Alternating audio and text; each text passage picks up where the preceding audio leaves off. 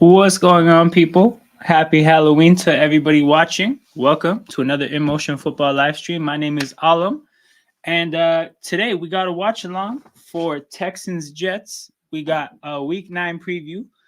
Um, we got our first look at a banged up Houston Texans team. They won't have Nico Collins. They won't have Stephon Diggs. We will see what this new version of the Texans looks like. Odd matchup because you got 6-2, you got 2-6. It feels like the Texans don't feel like it doesn't feel like they're playing like a 6-2 team, but that's their record. And you look at the Jets, they're 2-6. They definitely deserve the record, but it's kind of hard to believe that that's going to be what they are for the rest of the season, especially with the new addition. So we're going to get a chance to see how things look early. First down, incompletion. DJ Reed, tight coverage on a tight end. Bad field position for Houston after the penalty on the kick return. And yeah, people, shout out to everybody who's watching this right now. For those of you who aren't familiar, who might be new here, for Thursday Night Football watch-alongs, we preview the games. So we will go game by game into the preview, into every matchup on Sunday and Monday. We're going to do our thing. I'm glad to enjoy this week of football since we're on a bye. Oh, yeah. There's nothing that could possibly happen that'll piss you off like a Steelers loss in your case. But, oh, we got another flag here. Mixon seems to suggest that it's on the Jets. I need a big game for Mixon for fantasy purposes, people. But yeah, what's up, Jared Brown? I think this is the first time we've had the Texans on primetime, and I've done a watch along because I think they played the Bears, but I was in Philadelphia at the time. So yeah, shout out to everybody pouring in right now. I missed the penalty because I was interacting with the chat. Oh, it was an offside. Okay. Damn, it was free play and they did a check down to the running back. You hate to see it. You got to air that shit out.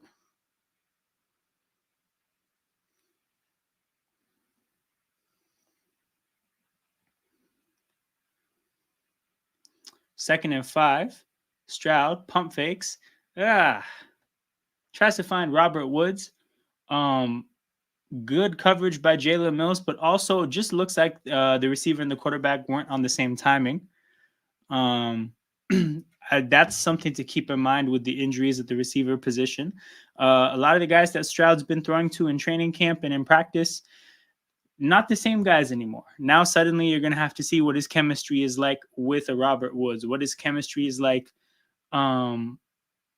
with a John Mechie. But that's who we're watching for today, people. I'm hoping to see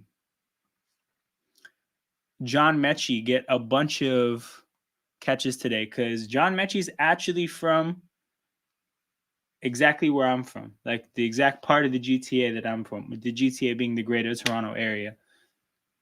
I know guys who played football with him before high school. Oh, I'm actually ahead this time. Oh, okay. We're gonna do this. We're gonna do this game. Fair enough. Let's do it. Let's see how accurately I can. Let's see how accurately I can predict the play based off your reaction. 1st and 10 from the 37. Stroud, lots of pressure. Airs it out. Low key? No, okay. Yeah. So hold on. King, I feel like, is this the reaction to the long throwaway? Because I feel like perhaps I'm not that far behind. I feel like perhaps I'm not that far behind. Yeah, okay. Because this reaction, I didn't see a reaction before I saw the throwaway.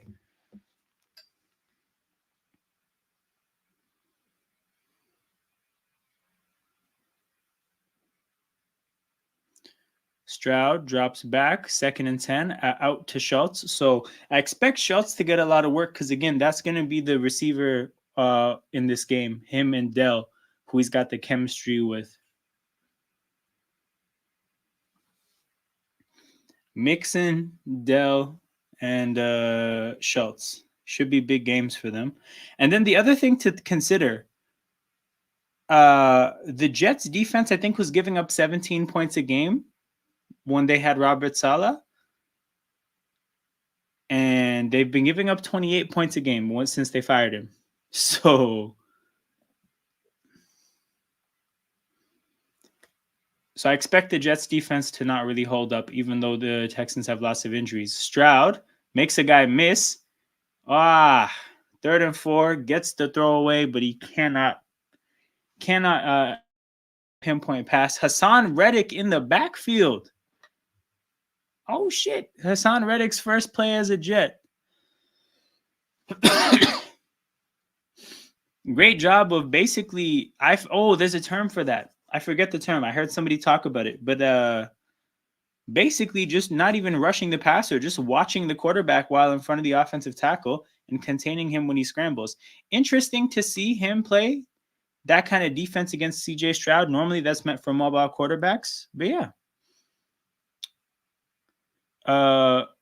Jets defense gets off the field. Oh wow, that was a bad fair catch. See, no, bro, there was a term I heard for it. It was something else, because what I've seen is, and I saw it against Jalen Hurts last year, the whole defensive line does it. So it's not really a QB spy because it's not just one guy, but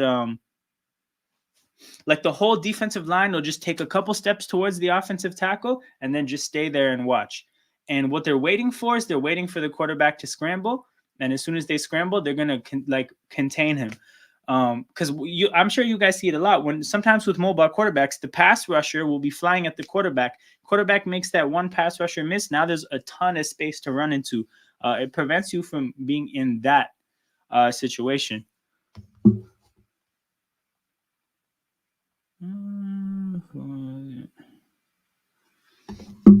Nervous how our offense looks without Diggs and Collins. Understandable, bro. That is understandable. That is definitely understandable. The first drive, it definitely looks like you guys couldn't get anything going downfield. A lot of outs. I noticed that. There was an out to Woods, there was an out to Schultz, and I think there was an out to a third receiver as well. But a lot of short throws, a lot of easy throws. Obviously, we know that the Texans, when they are at full strength, are a pretty high-powered vertical offense. We haven't seen that yet. And I think they also kind of anticipated that running the ball early when the Jets are kind of not respecting their passing game wouldn't be the best thing for them to do. It looks like they came out with the goals of passing the ball to kind of force the Jets to respect it and then run the ball after that. And it didn't work. So we'll see what they do on the second drive. But it's one drive. Like I said, basically, whenever a football team has to play with new players, they're in essence kind of a different team. So now, like the Houston Texans that have with Nico Collins and Stephon Diggs and Tank Dell, it's not really the same team as the Houston Texans with Tank Dell and John Mechie and Robert Woods. It's what they're capable of because of the skill sets of the players is different. So the coach has to approach things differently. Stroud has to approach things differently. And it's going to take some time for them to figure that out. My question for you, Jared, is do you know when Nico Collins is going to come back? Because that's going to be a big deal for you guys. That's definitely going to be a big deal for you guys. Yeah. I sucks for Diggs, man. That injury sucks for Diggs so much. After our bye week. When's the bye week? Wait, don't you guys have a late bye week? I lied. I don't know when the bye week is. First down for the Jets. Rodgers drops back at his own 11. Had Devontae on a go route down the sideline. He just put it out of bounds. Oh shit, you guys are gonna play a lot of football games without Nico Collins? Then damn.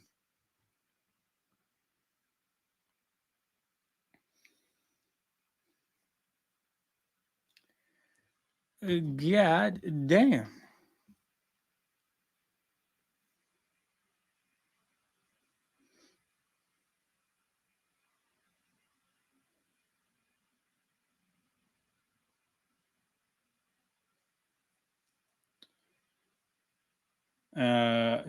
Damn, I missed second down, but I see that we're in 3rd and 10, guys. We might not get a lot of offense in this game. I regret to inform you.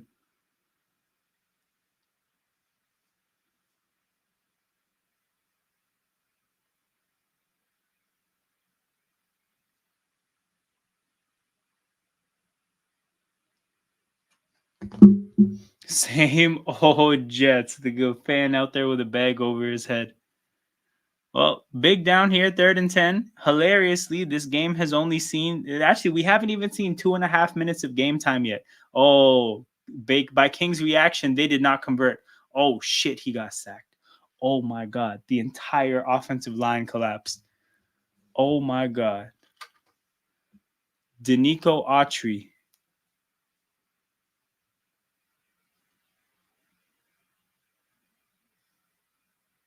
Danico Autry. Okay, I want to count how many Texans defensive linemen won their reps. To be honest, only 2. Wait, is that Devin White on the field? No way. They have Devin White on the field already. Shout out to former Eagles legend Devin White. This O-line is some shit. Somebody smells like shit. 4th and 19. Homie is on the back of his end zone. Quick punt. It looks like a shit one. Actually, I lied. That's pretty solid. But the Texans will start around midfield. But yeah, that's a tough one for sure, man. That's a tough one for sure. But shout out to everybody that's tapped in. I think like 30 people, 33 people have strolled by so far. Make sure you guys hit that like button and subscribe to the channel.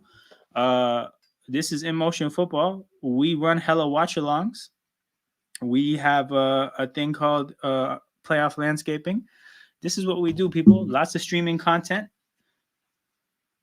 And we got first down for the Texans at their own 47. CJ Stroud. It was going to be a handoff to Mixon, so it looks like they were going to get back to running this football.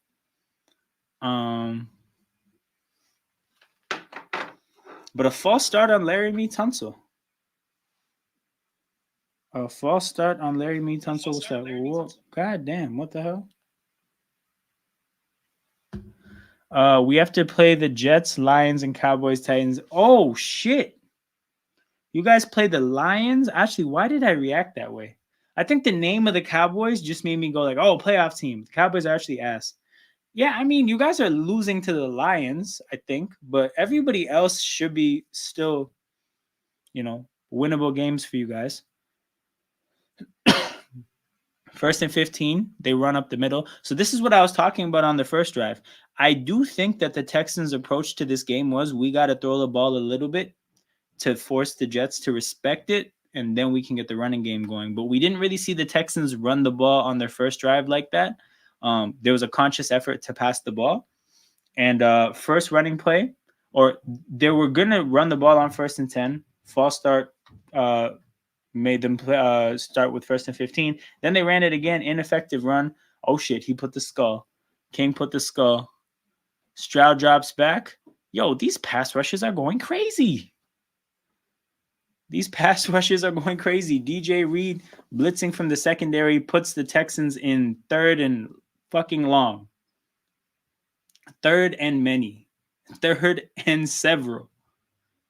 3rd and hella. Our Lions is Sunday Night Football next week. Oh, okay. It's about to be a no offensive game. Yo, King, we might have to do faded the stream, like get 10 yards. No, faded the stream, get a first down. That's what we might have to run for this game. 3rd and 21. Stroud drops back. The pass rush, to be honest, the pocket was pretty clean for a bit. Oh, no, CJ Stroud. That was a dangerous throw. Veteran safety Jalen Mills was about to jump that shit. But yeah, you could see there Stroud.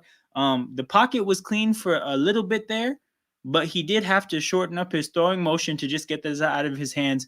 There was one guy that eventually won his rep. I mean, of course, like it's hard for an offensive lineman to hold their block that long. But that short choppy like throwing motion, didn't make for the most accurate placement. And when you just loft the ball in there in the middle of the field, somebody could make a play on it. And Jalen Mills almost did. But yeah.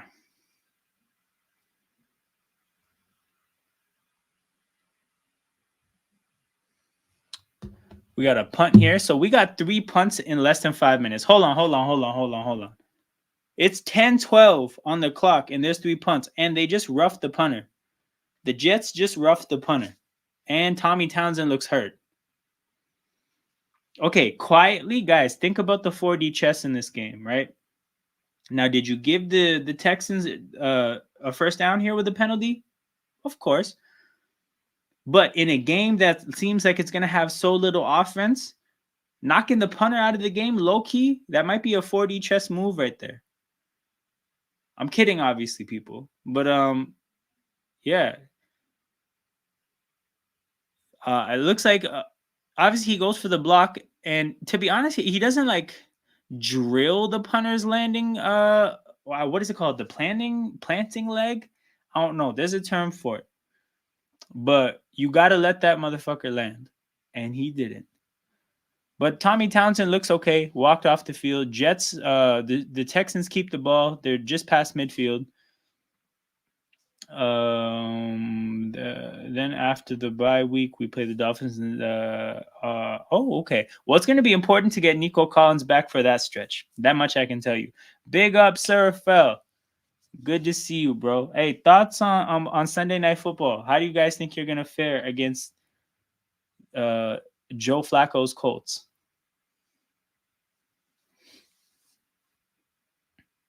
This is a hate watch for me. Rodgers is my eternal football enemy. No, that makes sense. That absolutely makes sense. I think this is a hate watch for a lot of people. Obviously, a lot of people don't fuck with Aaron Rodgers, but also, I don't know how much of this game you've watched so far, Sir Fel, but it looks like we were going to get 3 punts in under 5 minutes, and there's going to be no offense played. So,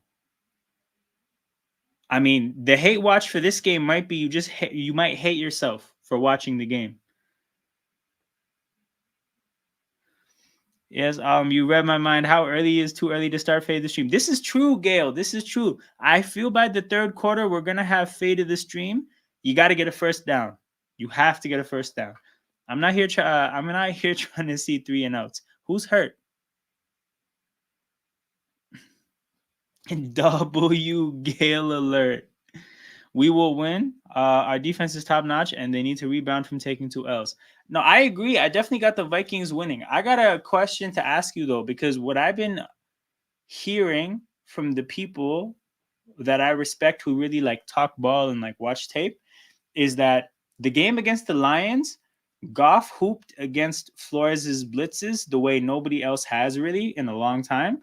So Flores stopped blitzing against the Rams, and that was kind of like an issue. Like maybe it was because they had a short week, but basically like he didn't quite stick with what he was doing once he saw it get I guess exposed. You could not quite exposed, but just somebody figured out a way to play against it, right? So what I wanted to ask somebody who probably watches the Vikings closer, like what did you see against the Rams that was different defensively? Was it all that different? Do you think that the game against the Lions may have put a blueprint out on how to play the Vikings? These are my questions, because these are the kind of things I was hearing. I was hearing that the Lions may have put a blueprint out on how to go against Flores, and the Rams, are well positioned with their play caller and 2 receivers to kind of do some of the same stuff. So I got some questions to ask, because the thing is like, as far as what the Lions did and what the Rams could do, I don't think the Colts really have the personnel to do the same stuff. You talk about Amon-Ra St. Brown and Jameson Williams. You talk about Cooper Kupp and Puka Nacua. Michael Pittman and Josh Downs is not the same. So there's that. And then obviously Flacco, while I do think he's been playing good football, the kind of football that Goff and Stafford play when they're really like feeling it is like they play a very precise kind of football where the timing of things is precise, the placement of throws is precise. I don't think Joe Flacco is a precise football player. So I don't know. I got a lot of questions, but I do find the storyline of what happened with the Vikings pretty interesting. We are at a commercial break, so I do think this would be a good time. I lied. We're not at commercial break. But the first game we'll get into, Solomon Thomas is hurt. Ooh, got his knee rolled up on.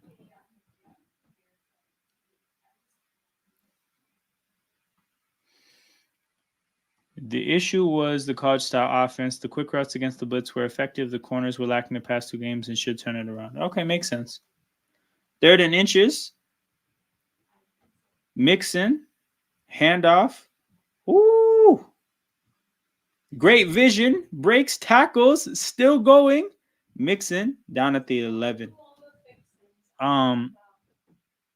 The vision for like the second that he got the ball, like his head is forward, but he saw that he had to go left immediately. Like they're gonna show on the replay here. Sidestep, go left. That's where all the space is. Make Jalen Mills miss. Run through an arm tackle. Let Sauce Gardner know you're not gonna go down easy. Big up Leon. I got a lot of the homies in the chat today, man. What a beautiful thing. I don't think it's a scheme per se, but more so personnel. Okay. Because your corners are Stephon Gilmore and Bynum. Damn. There was no room for that running back, Agumba Wale. Lions coming to Lambeau. I'm always going to plan for the W. I think Jordan Love is going to play.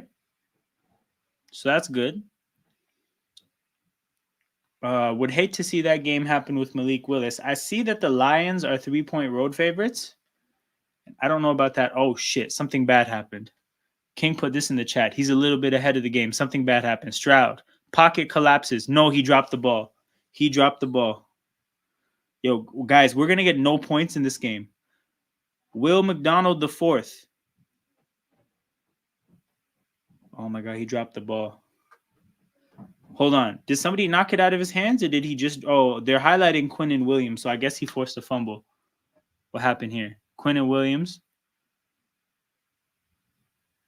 I think, to be honest, Stroud stepped into his own offensive lineman. To be honest, yeah, Titus Howard. Titus Howard was the guy whose body knocked the ball out of Stroud's hands. That's horrible. That's horrible. But guys, yeah, I don't think we're going to see points in this game. Oh, shit. Something bad happened as well here. Oh no, Brees Hall. Well, these guys are just trying to be ass today. NFL keeps scheduling the Jets for prime time. No, honestly, like we need to get to the flex part of the year ASAP. That needs to happen immediately because I'm not trying to see the Jets in prime time. We're gonna get a healthy diet of Cowboys. I'm not trying to see that shit either. I'm not interested. Whoa, now Will Anderson is down? Hell no. What is this game? Second year of trash primetime football. And to think this season started with Chiefs Ravens and Eagles Packers, those 2 primetime games delivered. And then even Rams Lions was on Sunday Night Football. And then what was Monday night? Oh, Monday Night Football was Jets Niners. That was terrible. I pray to God that MetLife didn't take another victim here. Yeah, I pray to God MetLife didn't take another victim. This is not what we need as people.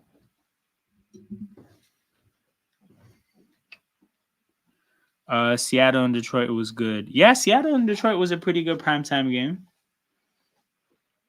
I think the early season ones where they had a good idea of what teams were what, those ones turned out okay. But then like as the season takes shape and you learn what you didn't know before, that's when the games get bad. So like I think they had Texans Bears in a primetime slot because they thought the Bears would be good, and then that was a bad matchup. They had what else did they have? Oh yeah, obviously a lot of the Jets games. Remember when they had the Broncos in primetime a lot when they had Russell Wilson because they thought they would be good? Like when the NFL gets it wrong that a team is going to be good, it can get really bad. But you know what the NFL's like biggest success story is about that kind of stuff? When they had the Lions play the Chiefs in the season opener, that was a really good game. And they were right about the Lions being good last year. So they get it right sometimes, but they haven't been getting it right on a lot of these Thursday night football matchups. Speaking of that stuff, though, let me look at the next few primetime games. See what we have in store. So Colts Vikings is okay. I'm comfortable with that. Like Sunday night streams, a lot to talk about anyways. So I'm comfortable with that. Bucks Chiefs. If the Bucks were healthy, I would enjoy that game. But with them not being healthy, I don't know about that. Bengals Ravens next Thursday. Quietly, I think that game is going to be a horrible game. I think the Bengals are really bad. I think Baltimore, they took a bad loss. I don't think Lamar is gonna play. People, that's my thing. That's my not. It's not a hot take because he didn't practice twice. But my hunch is that he's not gonna play. So, oh shit, god damn, that the way he's walking off doesn't look good.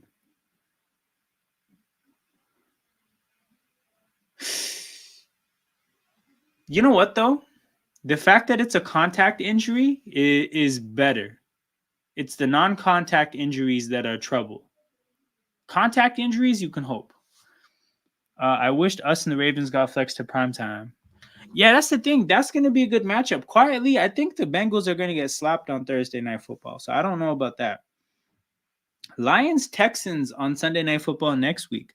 I mean, if the Texans have a healthy team, like if they got dudes to roster, in theory, that could be nice.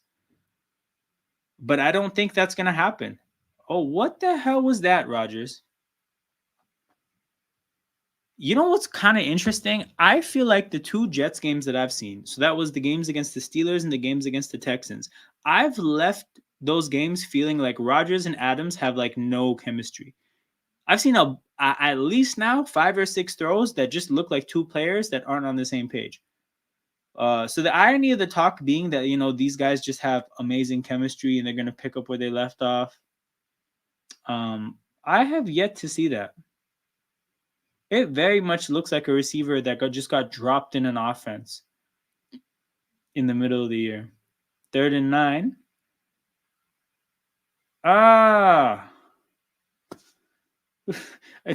Just not on like not a good ball placement.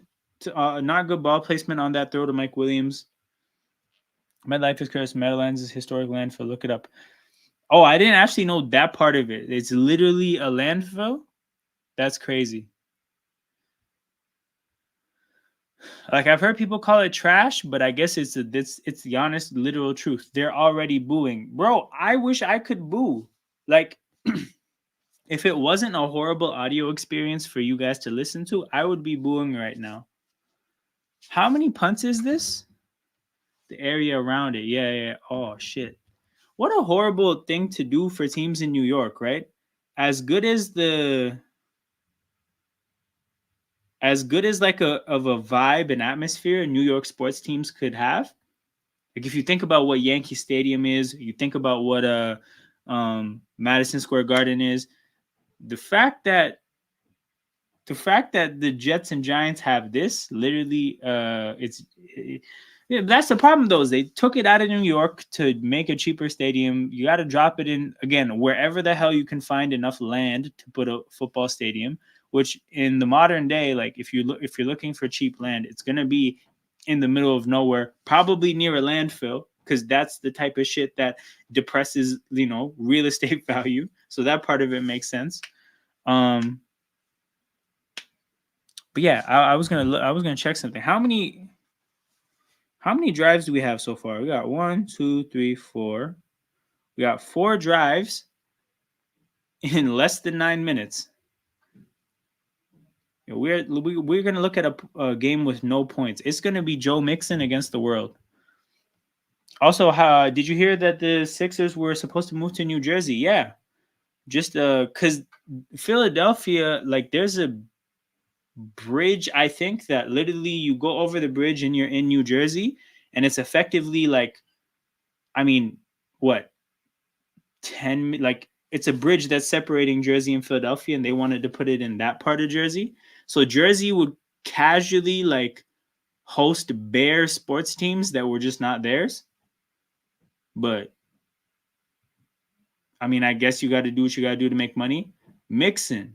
Okay, so Mixon, I think, is going to start forcing some adjustments. And once that happens, oh no, there's a flag on this play. And now DJ Reed is down. But yeah, I think Mixon's going to start forcing some adjustments, and hopefully that opens things up for Houston's offense. But yeah, you can tell that they're missing their weapons, and Stroud he's not really on the same page with some of these guys, because the thing you got to keep in mind is, like, when this team is like, there's not that much practice that happens during the weeks. So the quarterback is mainly practicing throwing to his top three guys. So up until Nico got hurt, he would have been throwing to Tank Dell, Nico Collins, and Stephon Diggs for most of like practice. Eventually Nico got hurt. Okay, now maybe you add John Mechie, but now that Diggs is hurt, like, you're talking about Stroud having to play with guys that still kind of figuring out the chemistry with. My favorite example of something like this is, I don't know if you guys remember, but when Jake Browning was playing quarterback for the Bengals last year, right? He was on the field with Jamar Chase, but if you notice who he was throwing the ball to, oh shit, something bad happened.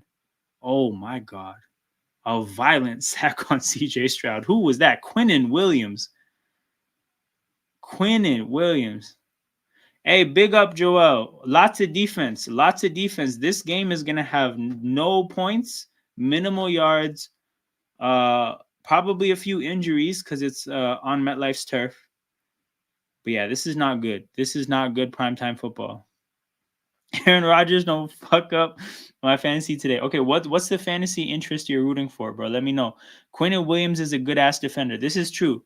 Him and Dexter Lawrence deserve better than New York sports teams. They actually deserve better. Wide receiver screen to Tank Dell. Tank Dell actually does a good job of getting about 10 yards, but unfortunately it was 3rd and 15. So the Texans will punt, and we are now going to see 5 drives within the first quarter. Oh, Devontae Adams. Oh, brother. I don't think this is going to go too well. I'm not optimistic. That being said, though, I need production from Garrett Wilson, so I'm kind of in the same boat. But I don't think there's going to be much offense for the Jets today. Yeah, we're going to be doing a lot of talking about football games and such. So Townsend is back. He didn't get hurt after that hit. Yeah, we're definitely cooked, bro. We're actually cooked. Look up in New Jersey to stop notorious Meadowlands landfill from polluting Passaic River after years of delay. Oh, that's crazy. That's wild. I didn't know it was like that. But yeah, we're gonna do game previews, people, during commercial breaks or just generally dead parts of the game. First game we'll look into is my Eagles against the Jaguars. Now, this game better be a layup because Christian Kirk got injured, out for the year. Brian Thomas is out for 2 to 4 weeks. They just traded their left tackle. Looks like the Jaguars are about to pack it up. Sometimes games like this could be like trap games, but this better be a layup. The way the Eagles played the last 2 weeks, Jacksonville better get smacked. The spread is 7.5, and they better cover. I'm not trying to see an ugly win. We can't see that. But yeah, I think we played our best game in a long time last week, and I just want to see the Eagles build on it. We're starting to do different things offensively. We were very predictable last year, and we're actually looking like not necessarily a Kellen Moore offense, but a balance between the things that we did really well in 2022, but with some new wrinkles, because ultimately we can't just run the same playbook for years and years and expect it to work because people study shit. So we were a shotgun heavy offense, but now we do shit under the center more. We were a heavy inside zone running offense. Now we run outside zone more. Jalen Hurts wasn't running at all last year because he was hurt, and I think he wanted to stay as healthy as he could. Freshly signing a big contract. He's running more, so we're less predictable. And I just want to see more continued signs of growth and improvement. So that's what it is. Next game, Broncos Ravens. So the fact that the Ravens I just realized the fact that they're favorites by 8 points, that must mean that Vegas thinks Lamar is going to play. And I'm assuming Vegas knows their shit. So we're going to go ahead and just assume, for argument's sake, that Lamar is going to play. And if Lamar plays, they're not going to, they're not going to lose after losing to the Browns, right? They took a bad loss. They're going to bounce back. On the other side of things, the Broncos are 5-3. That's way too many wins. So it's like the Ravens are due for a win. The Broncos are due for a loss.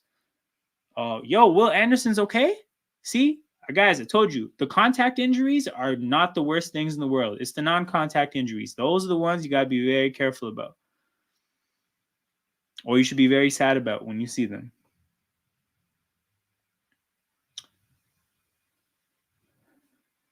4 straight incomplete passes, tied longest streak to start a game. Okay, so that next pass is going to be big. This is for Aaron Rodgers' personal record. An incomplete pass would mean the worst start to a game ever in his career. Hate watch. Many are here to watch him suffer. It's a handoff, basically. Not a handoff, but it's a rushing play to Breece Hall. Shit. Guys, if the Jets manage to run the ball, I do think they might find a way to get an ugly win here.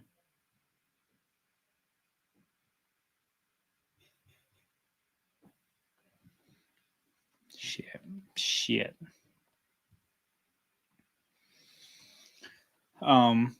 Okay, random thought though. I do love 2 running back plays. Like, not a running back and a fullback. I love seeing 2 running backs on the field at the same time. I don't know why, but it makes me, oh shit, he said damn it. Okay. I think that's bad. Yeah, okay. Yeah, negative play.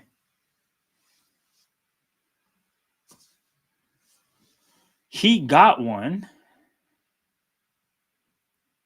Okay, could this be a reference to the Jets receivers, maybe? Perhaps. Oh, he got one. So this is a Rodgers hate watch for King as well. Okay, so maybe Rodgers is going to make a big play here. 2nd and 12. Oh, yeah, I wasn't even watching for that. He did. Oh, yeah, I wasn't even thinking for that. Yeah, completion to Devontae. So the hate watch fails. And Will Anderson is back in the game. Damn, football players, man, built different.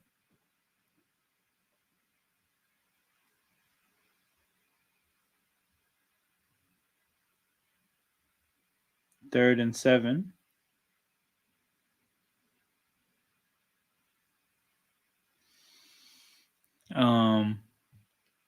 Shit. Okay. They have a new kicker. The Jets have a new kicker. I don't know if they would trust a kicker kicking from this far out. Holy shit. Another example of Rodgers not being on the same page as his receiver. Just manages to work because Garrett Wilson is great at football. Obviously not on the same page as Rodgers. The ball is pretty far back behind him. He just adjusts to it really well, makes a great catch, just gets enough yards for the first down. The only requirement for the hate watch is the Jets losing. What I was going to say, though, is that if they didn't get that, I don't know if they would trot out a new kicker to kick from 60, but now they're well within field goal range. So it does look like the Jets are going to get points.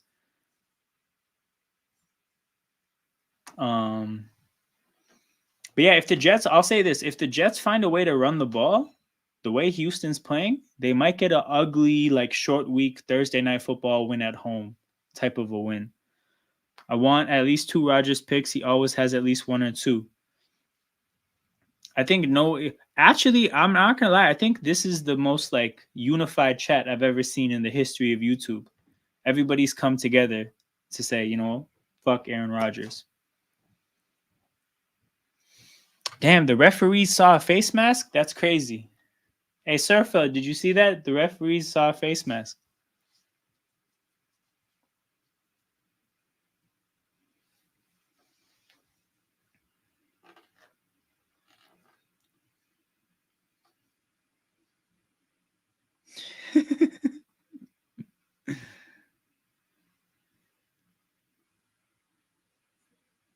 Hey, bro, it is what it is. I haven't seen that in a minute. It's been a while since I've seen a face mask get called. Rodgers rushes to the line of scrimmage. He's trying to draw a false start. He's not going to run this play. So 1st and 10 for the Jets in the red zone. First time a team has gotten into the red zone. But we're going to pivot away from the game. Yeah, so I already talked about this game. I think the Ravens should get this win. I'm seeing the spread. I thought Lamar wouldn't play because it said he has a knee issue and a back issue, and he hasn't practiced for 2 days in a row. But Vegas would not have this as an 8-point spread if Josh Johnson was going to play. So Vegas expects him to play, and they have a lot more on the line than me. Raiders, Bengals. So having got a first, like a up close view of the Bengals last week, I think they're pretty ass. Like I think they can't run the ball. They don't have a good functional defense. Like I don't think their defense has a strength, right? Do they play good coverage? No. Do they rush the passer necessarily all that well? No. Can they stop the run? Not really. Like they're not a downright horrible defense. They just literally don't have a strength. So I don't like their defense. I don't like their running game. I don't like, in the grand scheme of things, how good they are at protecting Burrow. I actually don't like anything but Burrow and the receivers,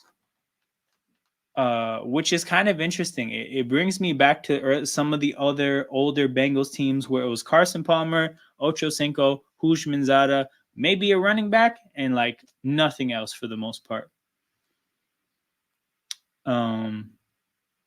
Not quite the Andy Dalton Bengals, because those Bengals had Vontaze Burfict and Pac-Man Jones. Those Bengals were hitting the fuck out of people. So no, not that team. But I'm talking Ocho and Palmer. But yeah, I actually really don't like the Bengals. I think I would pick them to lose this week against like a functional team.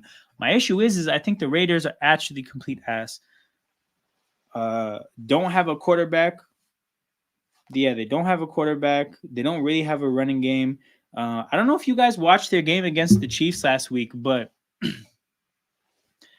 they were down, I want to say 4, and Mahomes was in his own end zone. They hit Mahomes' arm, and they got a pick, and the guy ran it back to the 4. And I'm like, oh shit, the Raiders might take a lead. Antonio Pierce. The Raiders know how to play the Chiefs. Let's go. And then, I watched the Raiders run the ball 4 times in a row and get stuffed. So that really left me feeling like, however negative I felt about that team, it left me feeling even more negative. So I'm taking the Bengals in this one, but this is very much a battle of like, I know King loves the battle of mid meme, but this is not battle of mid. This is 2 cheeks of the same ass. These teams are terrible. This game is shit. If you want to watch it, something's wrong with you. Also, speaking of that, Patriots and Titans is the next game we're going to get into a preview of. But the game is back.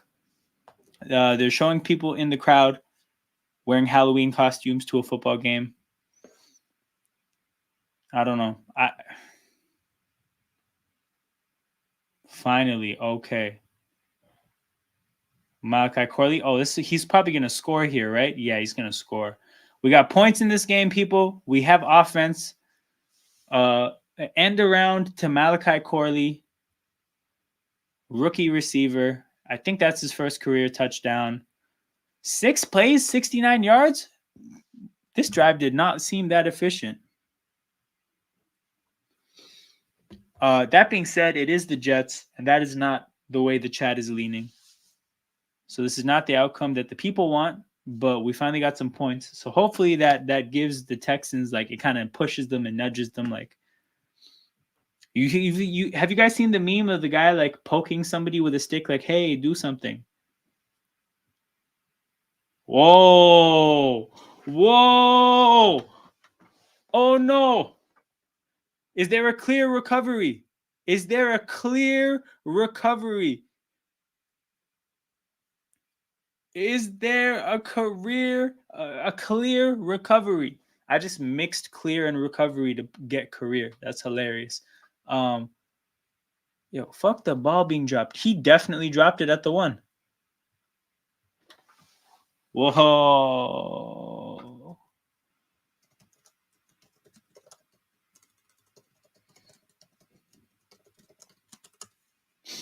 I gotta, no way. No way.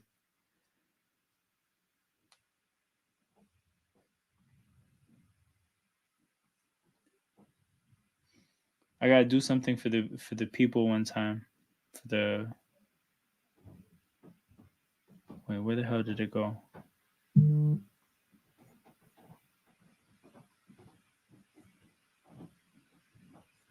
Okay. StreamYard, brand, overlay. People, I had to cue some imagery up for the people one time. Look at this, people. We have history. We have history. This is peak terrorism football, no bullshit, but we have history, people. I thought this would be the last time.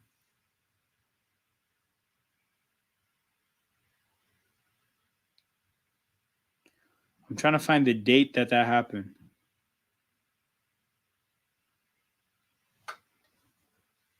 2008, people, 16 years ago. 16 years ago, Deshaun Jackson dropped the football.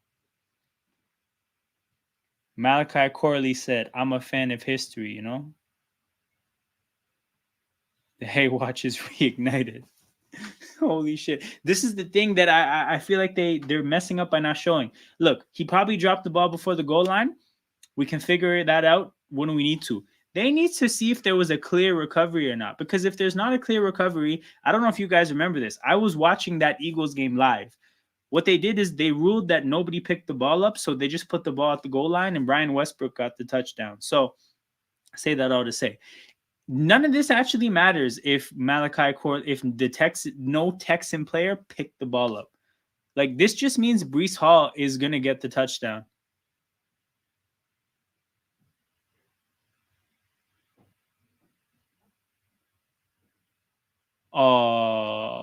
Oh, it went out of bounds. Oh, holy shit. Oh no. Oh my god, this is worse than Deshaun Jackson. Because I told you guys, when Deshaun Jackson did it, they just put the ball on the goal line and we ran it in the next play. Oh no. You gotta be kidding me. This is crazy. Guys, I lied. I lied. I lied. This is the best stream I've ever been a part of. I don't care. It's done already. The Jets are the gift that keeps on giving. We were just talking shit. I think they need to flex every Jets game into prime time from this point onwards. Give us the circus. Give us the circus. This is unreal stuff. Rookie is so excited to score his first touchdown that he wanted to do it again. He's like, you know what? I want another opportunity to score a first touchdown. This is so much fun. Oh, man. Texans offense struggling. Stroud has to scramble for 2 yards. I'll take the 0-0 tie. It has to be a scoregami. This is true. Although something tells me they had a 0-0 tie in the 20s or something. I feel like when the World Wars were happening, somebody definitely tied 0-0. Yo, Robert Saleh is actually like, I don't even want to know what he'd be doing. I mean, he's a practicing Muslim, so I don't think he's gonna pop a bottle.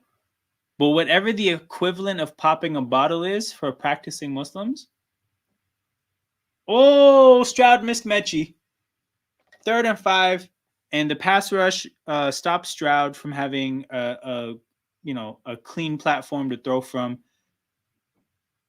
and he just misses Mechie. He's in Wisconsin. Oh, all right. He got an opportunity to be with the Packers. He's back with his boy. No, this is one of the worst plays ever.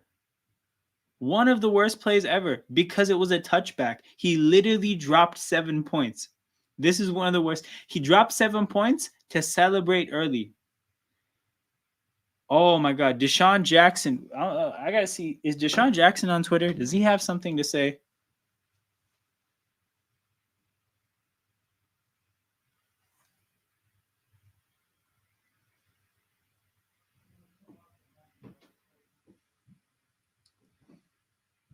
Ah, he's not active on Twitter. No way.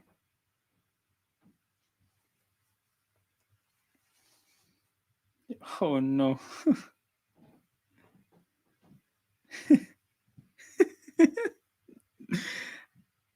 Yeah, I think from this point onwards, people just gotta start picking up the footballs when people drop them. Like under any circumstance, if a quarterback the ball comes out of their hands and that you think that it's an incompletion, pick it up.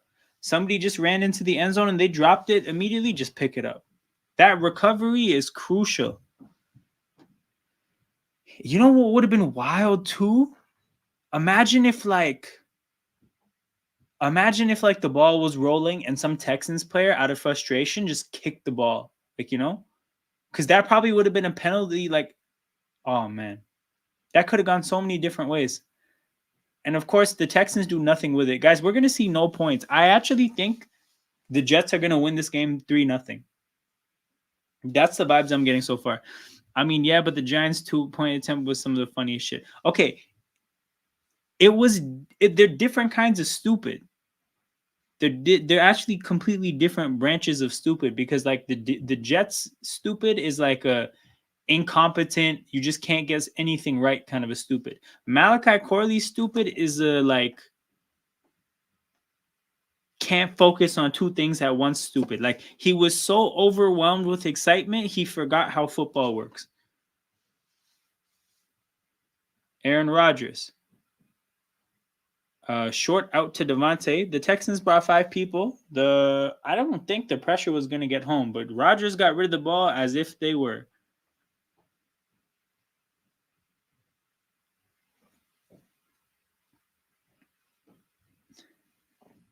Like Malachi Corley's stupid is the same thing. Like it's like a kid's kind of a stupid, like you get a kid a burger, right?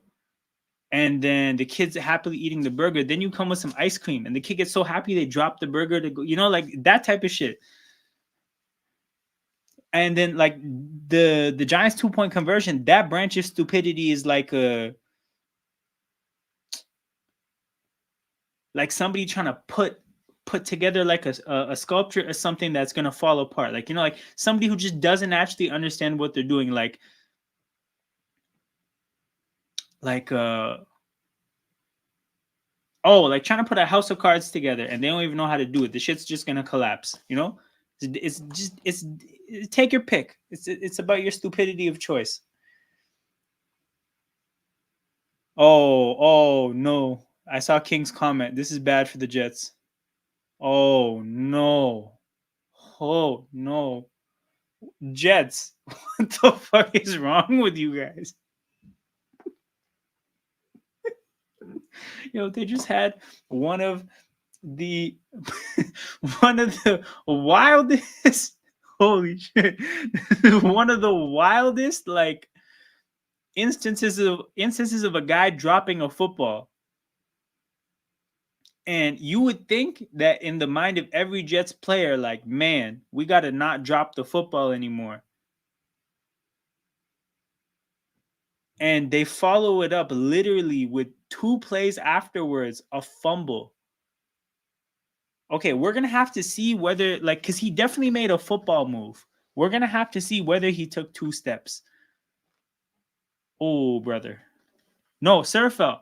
My thing is okay. My understanding was 2 steps in a football move. I think the turning is the football move. It's whether he got the 2 steps is how I understand this. Oh, the Hay Watch actually is thriving. The Hay Watch is thriving.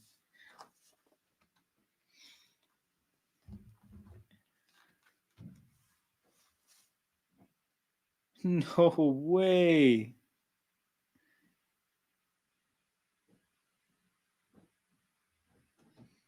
Yo, Twitter is so caught up with Corley's fumble. Actually, though, where's Jared? Yo, your Texans are actually like, there's no phrase in like my English that I think does it as well as like the UK thing of like catching life. The Texans are catching life right now. They're getting so lucky. CJ Stroud, 3 for 9, 31 yards. Somebody smells like shit. Aaron Rodgers, 4 for 8, 14 yards. Guys, these quarterbacks together have 45 passing yards.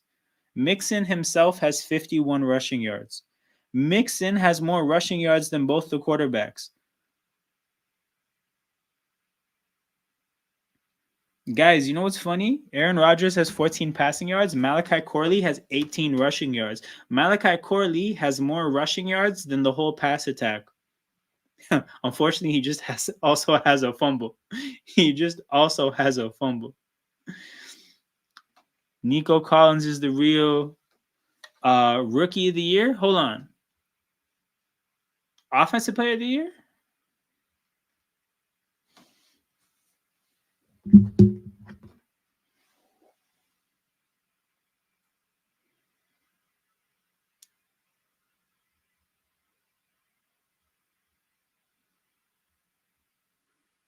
Yo, if you these punters are balling though. I'm seeing both of their averages are over 50 yards. This is actually an outstanding punter performance.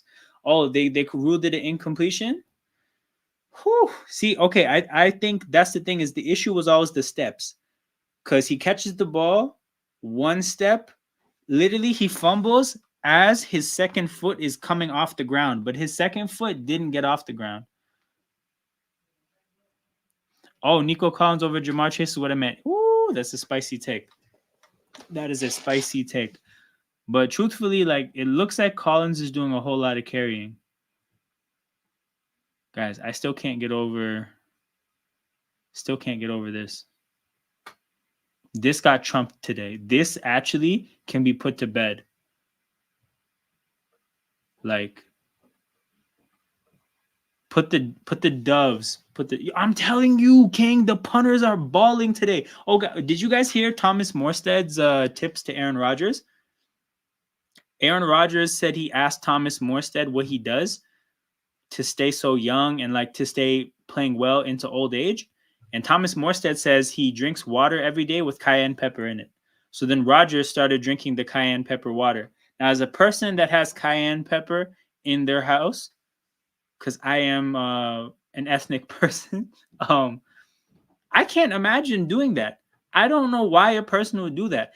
Putting cayenne pepper in your water is the kind of thing you like. If a person ever told me that they're doing that, I'd be like, okay, like you're running out of shit to do in life. You're kind of just doing things to do them. Like if a person in your life tells you I'm putting cayenne pepper in my water, you got to be like, okay, let's find a new hobby. Like let's take up pottery. Um, yeah, let's take up some pottery, something else. There's got to be something to like. You got to get the person out of whatever funk they're in.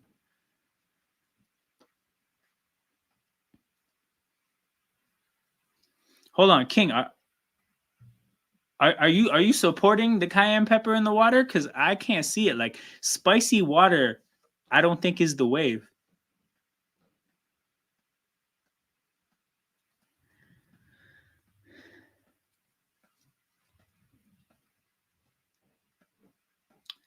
Mixon gets the first down. So Mixon extends his lead as the best offensive player in this game by far. Oh shit, you're familiar. You've done it before. So hold on. What was the context? What was the context that you tried it in? Like, is it like a thing that you heard of, or you like? Is it normal, or like what was the context in which you tried it? Don't tell me it was Thomas Morstead and Aaron Rodgers this week. Stroud to Mixon. Guys, we're gonna see no points.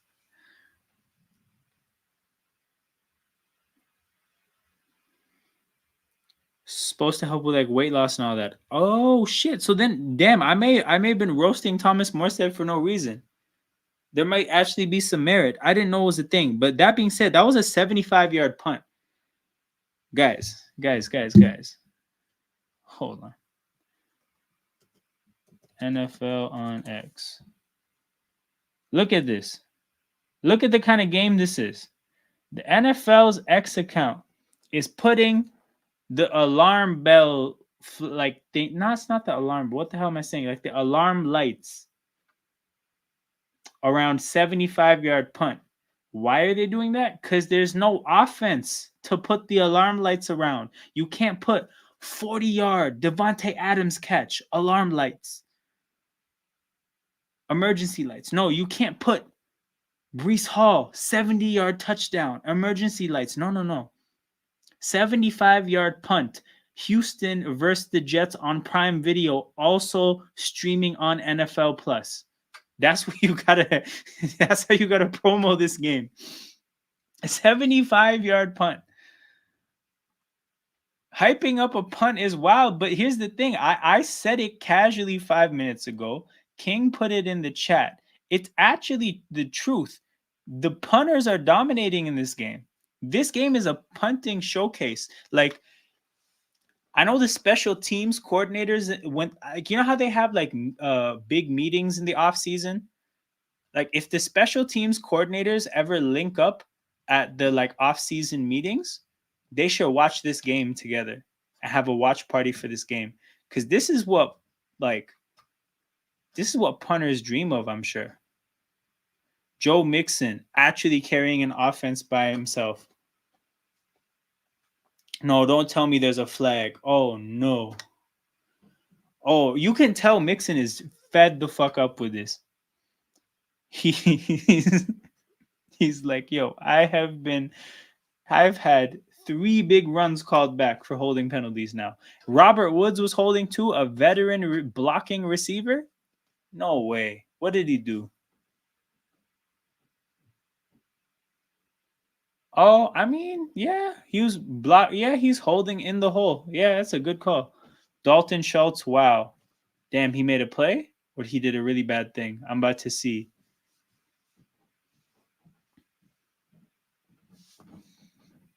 Second and 13. Where the hell is Schultz? Okay, middle of the field. Stroud scrambles, rolls right, looks back. Wait, what the hell? Oh, you're behind. Robert Woods makes up for the holding penalty immediately, getting like 30 yards, toe tapping on the sidelines. You know what though? You know what? If I'm the Jets, I might have to see. Oh, he got the right foot in. He got the right foot in. Stroud drops back, scrambles. I've never seen Stroud run this much. And obviously, he's not really a runner, so he's only running for 2-3 yards. But even that, I've never seen him run this much.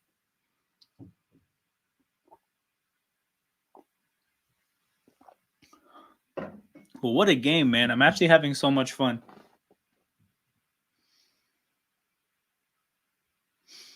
I'm sure the Jets are really fun to watch for like Patriots, Bills, and Dolphins fans. They must have as much fun watching the Jets as watching their own team. Like, if you're the Patriots and you're tanking, that win against the Jets was worth it just because of the meltdown that you caused. Wait. Oh, no. Bad offensive play. Oh, no. Stroud. Oh, no. Okay. Oh, my God, Jets. Oh, my God.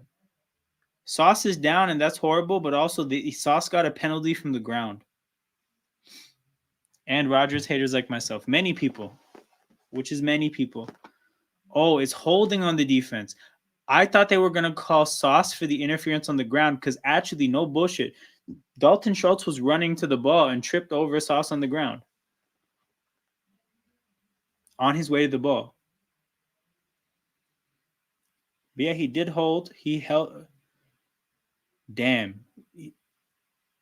Damn. If only Stroud could see that. He had a deep shot to Mechie wide open. But yeah, hope Sauce is okay.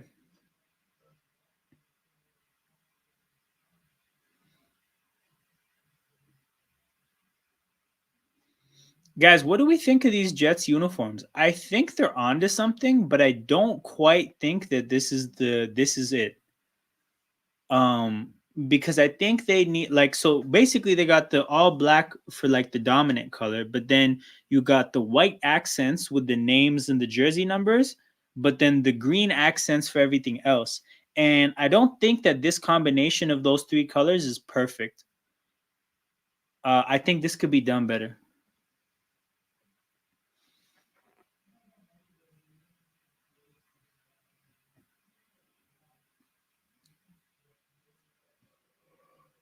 Oh no, now Will McDonald is down. Bro, whoa, what the hell? This game is actually a game from hell for the Jets. If you're hate watching the Jets, this is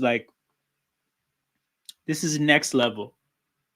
Sauce Gardner gets hurt. Will McDonald, two of their better defensive players, get hurt on back-to-back plays. Malachi Corley drops the ball, literally.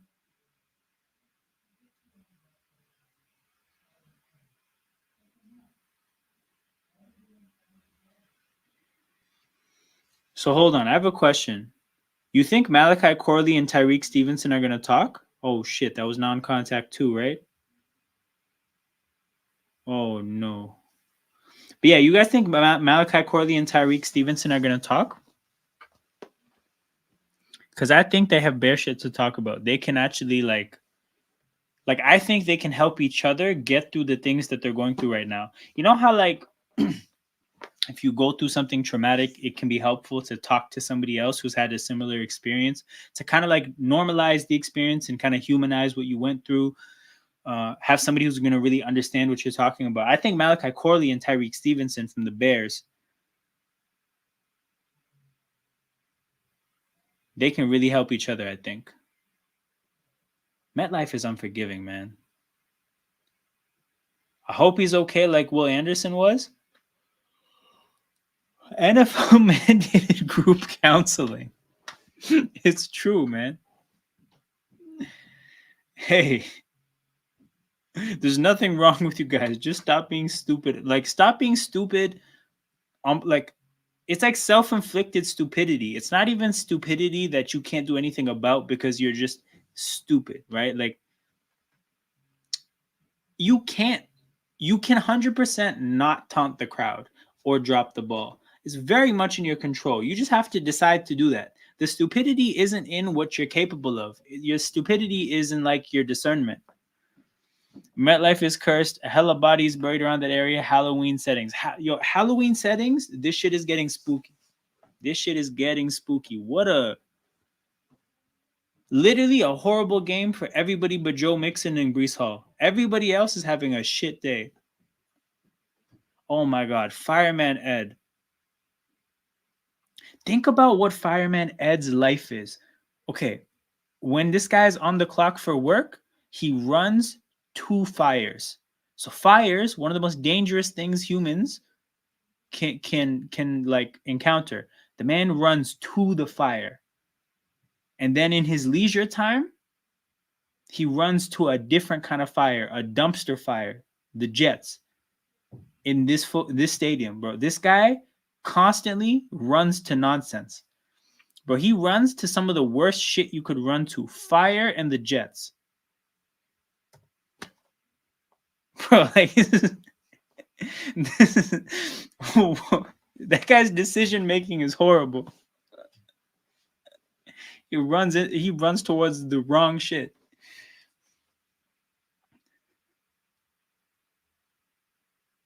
CJ Stroud, clean pocket. It cannot get more clean than this. How good must the coverage be? Actually, scratch that. How shit must these receivers be? Is the stadium full? Like, imagine if you paid to go watch this game. Imagine you could be doing something like it's Halloween. You could find something to do as an adult. Think about it this way as well. Actually, Gail, I'm glad you brought this up. This is an NFL game. NFL games are not cheap. Are not cheap to go to. These are expensive live events. You have money to spend. If you have money to spend on Halloween, do you know how much fun shit you could find yourself doing? Like, there's so many fun possibilities as a person with money to spend on a day like Halloween. Many of these people have costumes on. You could find something better to do with a costume and some money to spend. Also, you guys didn't have to dress up because everybody going to pay money to watch the Jets as a clown. Like, you don't have to do anything to come across as a clown. We know you are one. Spending hundreds of dollars to watch the Jets play in person, that's clown behavior.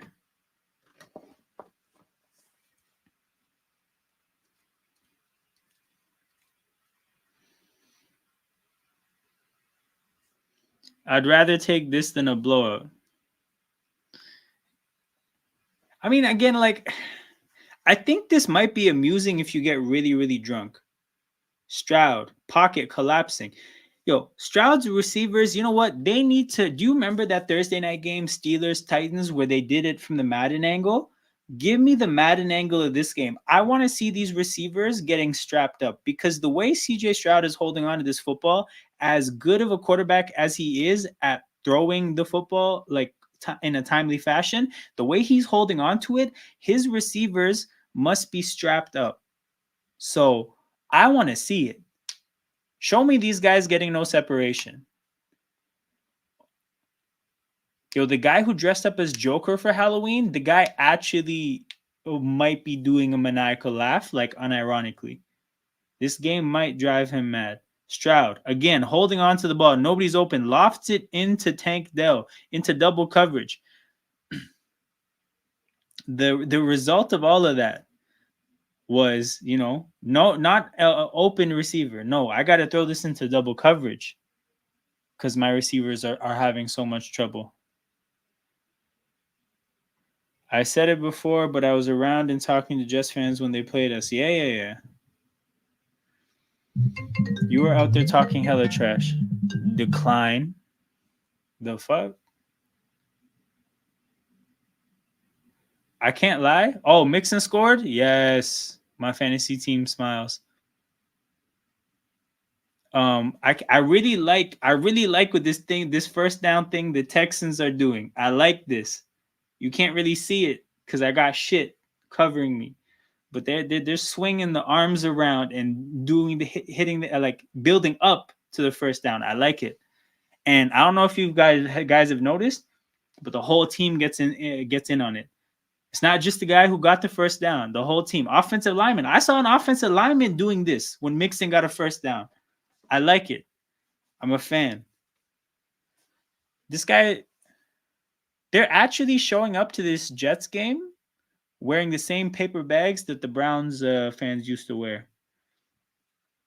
How Houston is up 7-0, I couldn't tell you.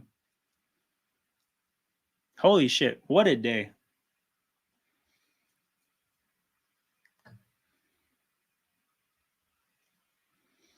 Is Aaron Rodgers a free agent? If he's a free agent after this year, man, what do him or the Jets even do? Like, I imagine what would happen is that he would probably come back on a really cheap deal because, again, who's going to give him a great offer? Nobody. What's the point of playing if you're going to take a bunch of money from the team? Like, he probably comes back on a really cheap deal, hoping that the team stacks up around him, but they're the Jets, so they won't. And he just goes out sad because this isn't going well. Oh, he has one more year on his contract. Okay, so the Jets are going to go all in again next year. So they're going to, like, instead of starting 2-7, they'll start what, like 3-6, or it's the Jets. Instead of starting 2-7, they might start 2-6-1. That's also possible.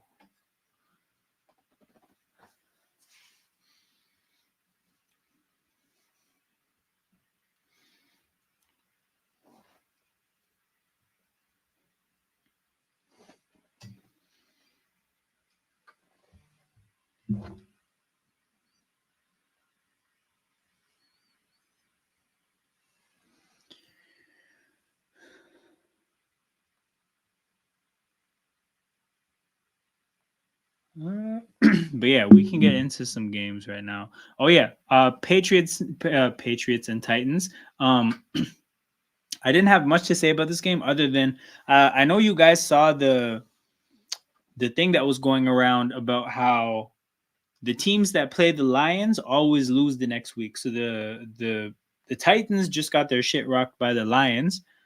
I think that means the Patriots are going to win this game. I'm just going to go. I'm not going to do too much analysis into this game because it doesn't require that. I'm just going to assume that because they got the shit kicked out of them by Detroit, that they're going to lose the next game. But yeah, that would be 3 wins for the Patriots, which is kind of detrimental to their tank. Like they have to like run the table the rest of the way with losses to really get like the great pick that they could get. But yeah, Saints Panthers. I think Derek Carr is going to be back, so they got to get this win. Too little, too late. It doesn't matter. And Xavier Leggett, we got to get him out of Carolina. His accent is hilarious. If you guys haven't heard him talking about hoping that there's good food in Germany, go find that clip. We need to free Xavier Leggett. He is way too good for the Panthers as a player and as a person and as an accent. Just far too good for that organization. And then we'll talk about Cowboys Falcons when we get our next break. But yeah, no, some of these games this week are really, really bad. Like this little this stretch of 3 games, Raiders, Bengals, Patriots, Titans, Saints, Panthers. I saw that on the schedule and I was like, no way. This is the choice of games. Devontae gets the ball, puts a good move on somebody, picks up about 13 yards.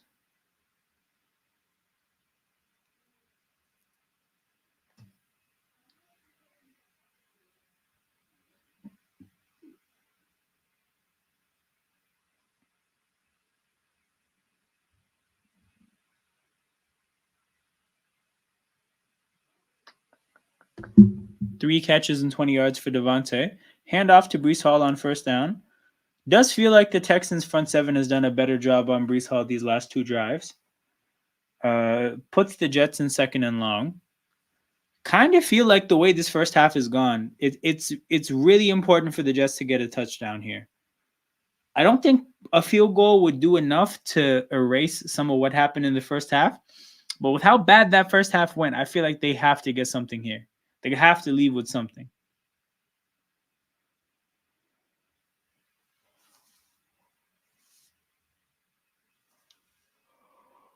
Garrett Wilson, wide receiver screen, literally leads to nothing but him getting tackled by 3 guys.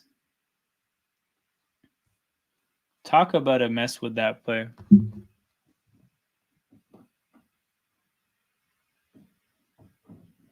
Two-minute warning. So let's get back to the games. Cowboys, Falcons.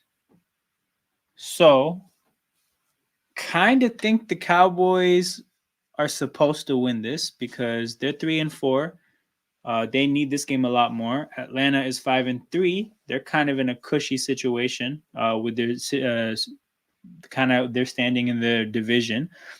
So I think the Cowboys get this one. As for how they get this one, honestly couldn't tell you. Sometimes weird shit just happens in football, though. So very much banking on something like that happening. But yeah, I thought the Falcons secondary had a disappointing game against the injured Bucks team last week. Generally, the Bucks got a lot of offense in that game, so I think I don't think the Cowboys should be too worried about the Falcons' defense.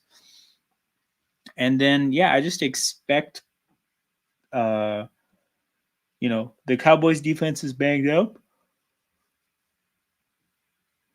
but I expect Kirk to fuck around in this game. I just don't think the Falcons go 6-3. I don't see that. And I just don't see it. I think like sometimes in football, when you see teams where the records are just too slanted one direction or the other, you got to just account for like the team that's really losing more games than they probably should to get the win, and then the team that's winning more games than they should to get the loss. So that's kind of just how I feel about this game. Falcons are 3-point home favorites, which means that like, hey, we actually think these teams are even. We're just giving the Falcons the benefit of the doubt for home field advantage. But don't feel particularly strong about the Falcons' chances. Dolphins Bills. This one's an interesting one. The Dolphins got Tua back, big loss. I feel like I want to pick the Dolphins here because you know what? The Bills dominate this rivalry. This is not a. Do you guys remember that Joel Embiid clip of like it's not or the meme about it's not a rivalry? This matchup is not a rivalry.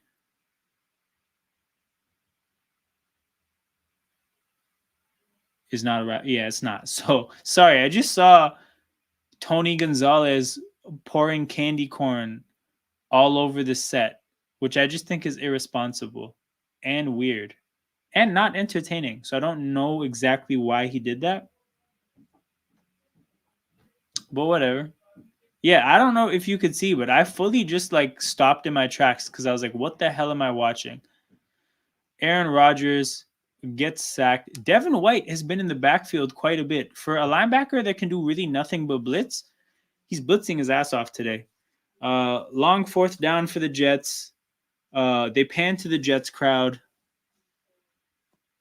and it's a mess. This is about as bad of a franchise as I've seen. Shout out to Tyron Smith collecting a bag to just get embarrassed. More booze? I can imagine. I can imagine more booze.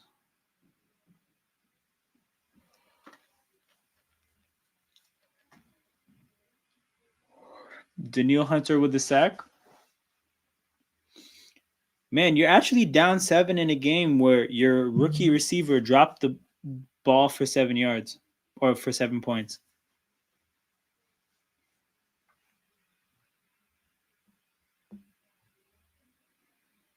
Thomas Morstead. Oh, we got a punt. Yo, we're about to watch the best players in this game play right now. Let's see what this punter does. Thomas Morstead, Mr. Cayenne Pepper,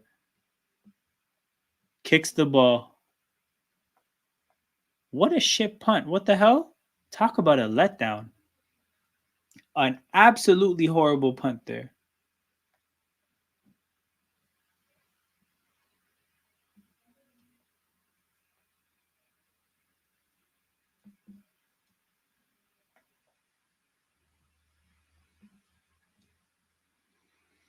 But back to the games.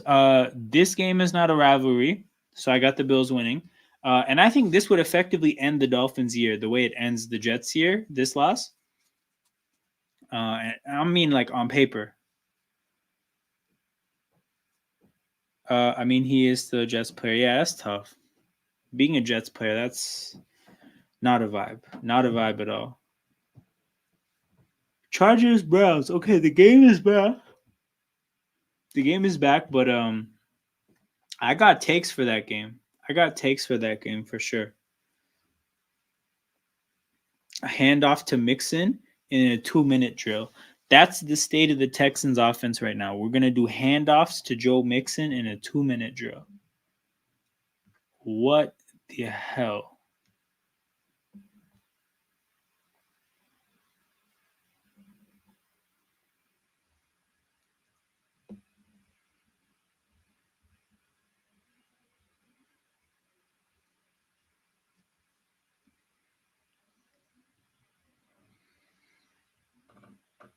Another one? This is actually so disrespectful because you know what it is? One run is, hey, let's catch this defense by surprise. 2 runs. Do you guys know what 2 runs means? 2 runs means we have 7 points and we don't think that they have a path to getting 7 points unless we do something to give them points. 2 runs is basically let's kill the clock, give them no opportunity. Oh my God, Tank Dell. 2 runs is basically let's make sure the clock runs so that in the event that we don't get this third down, there's no time left. And this game goes to halftime.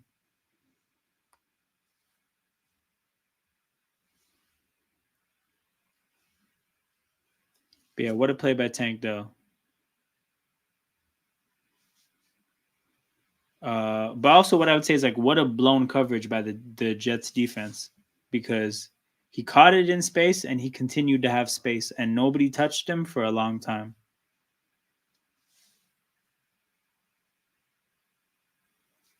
Stroud drops back, takes a shot to the end zone, takes a shot to a very covered receiver. I don't know where that one was going. Yeah, that was basically a throwaway. Like, nobody had a chance there.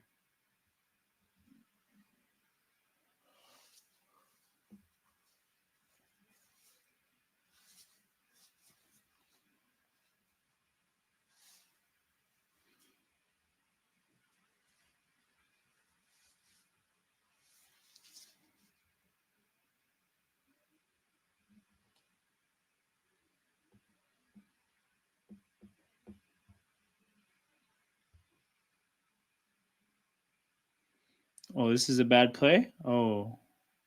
Yeah, he almost got his running back killed there. Mind you, that's the running back and the backup kicker. So that's a important guy. And you almost got him smoked there.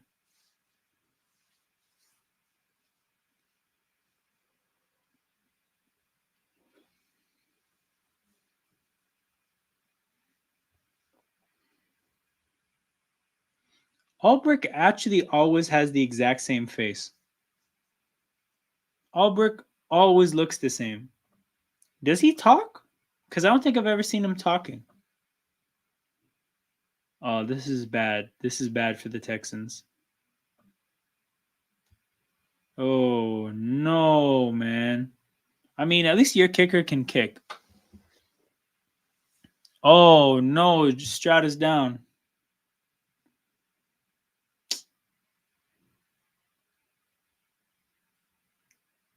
I hope there wasn't any contact, but I don't like how he's really not, like, he's making a point to not move much.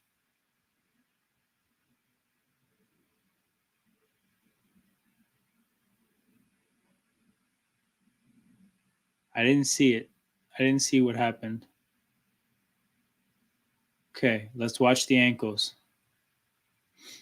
Okay, so nothing happened with his right ankle for sure.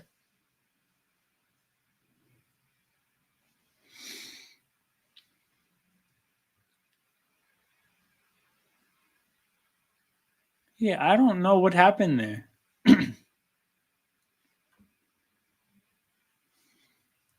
Davis Mills versus Aaron Rodgers. Although I do think Stroud, it seems, I feel like he'll end up back in this game.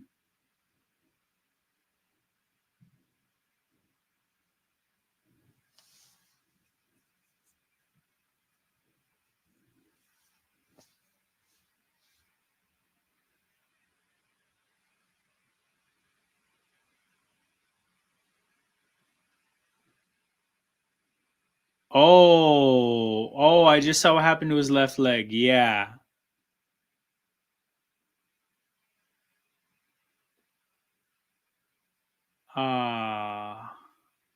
Hope he's okay.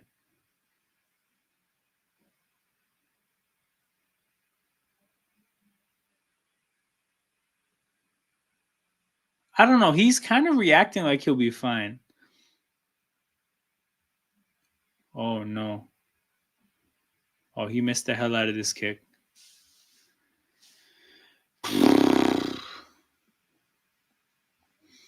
Now we get to see the Jets. They have 3 timeouts, so they're going to attempt to play football. Oh my God, the Jets are going to attempt to play football. This half isn't over. there's more potential for chaos and nonsense.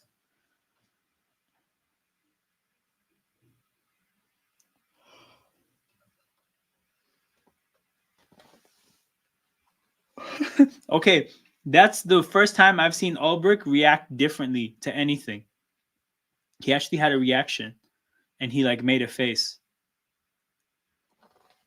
Okay, the Jets. I don't know how long of a kick they'd be willing to do. Actually, it's the end of the half, so they could just kick it from wherever. But yeah, they got a free agent kicker. A quick out to Devontae gets them across midfield. So I think they marked him at the 49. It would be a 67-yard kick from here. So like you would attempt anything from what 62 or under. So they're just 5 yards away. Isn't the defender kicking out like that illegal? This is on the sack to CJ. To be honest, I don't quite remember what he did, so I'll have to look at the play again. But yeah, I know they're not supposed to. Like they can't trip, they can't use their legs to make tackles. Oh, did he get sacked? They brought pressure. Oh no. Oh no, Devontae.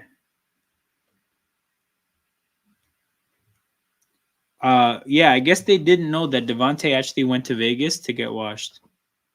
You know, he gave his last great hooping sessions to the Raiders, and things haven't been the same since.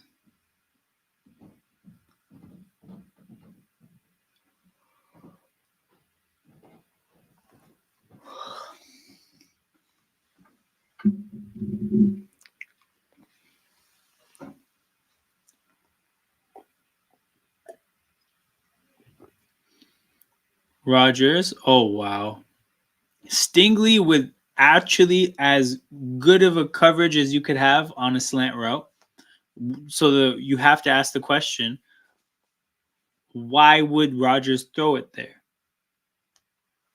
Why would you throw it to such a covered player? What are you seeing to make you think, yes, this is a great place to throw the ball?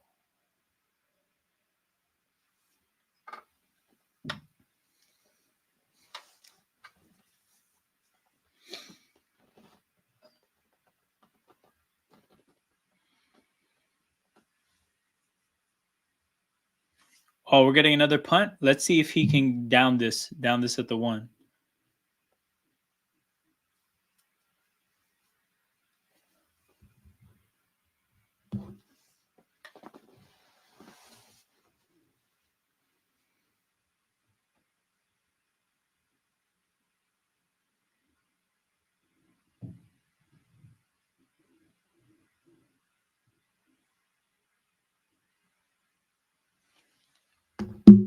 They're chanting sell the team. Good for them. You know, good for them.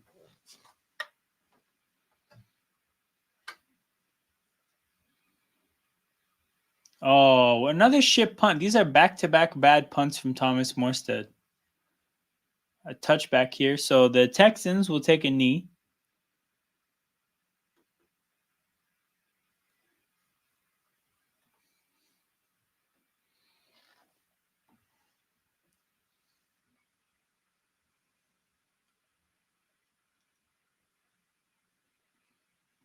Here's my thing, though. Do you think that if they sold the team, or if Woody Johnson sold the team, like, I guess what I'm trying to say is that, like, I don't think Woody Johnson's done too much meddling aside from this year, and this year's bad, but it's just about on par with what your like normal level of bad is. If you get a new owner, I think there's a pretty good chance you just get like normal run of the mill, like Jets football. You have to stumble into getting the right football people, and there's like that's the troubling thing about owners is that there's no guarantee that any owner would know who the right football people are. That's a complete like gamble. Like if you have an owner that kind of gets the right football people in place, that's just completely lucky. Bingo. It's a complete like roll of the dice. Like oddly enough, the fact that Woody Johnson was ambitious enough to at least try all this stuff is good enough, right? You gotta just fucking aim at the football people and be like, clean house on the football side of things, and then get new football guys in and hope that that works out. If the Jets invested as much as they did into the right people, this would be fine. Commanders, on the other hand, this is true, but here's the thing. I think the Commanders are good because they got Adam Peters to run the football side of things, who came from San Francisco. And it's just like they got the right football guy, poached him from a good, well run organization. And what do you know? I think he probably knows what he's doing and they're in good hands. Like, to be honest, if your owner is ambitious, you're fine. You just have to like bully them into getting the right football person in place. But shout out to everybody watching live. I'm gonna take a quick little break during halftime, and I'll be back probably a little bit before when the game starts up. But yeah, you guys have fun. I'll be back in a few. See you guys on the other side.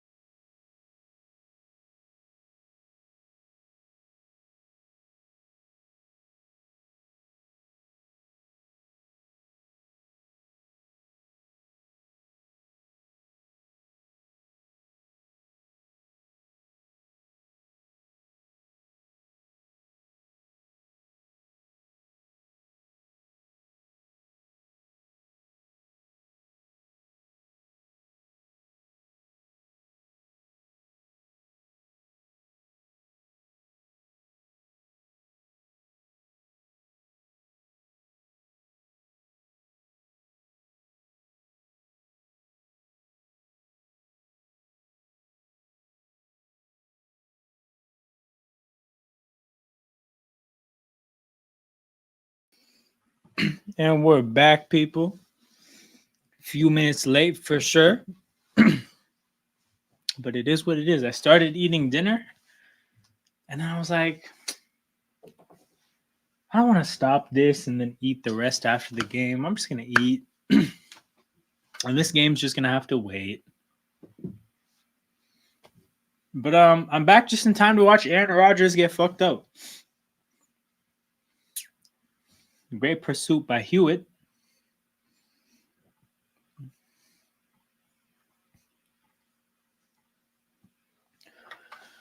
But yeah, elite hate watch. Where else are you going to see a 75-yard punt, unforced fumble, and a touchback at the 1 yard line? And where else are you going to see the emergency lights on a 75-yard punt on Twitter?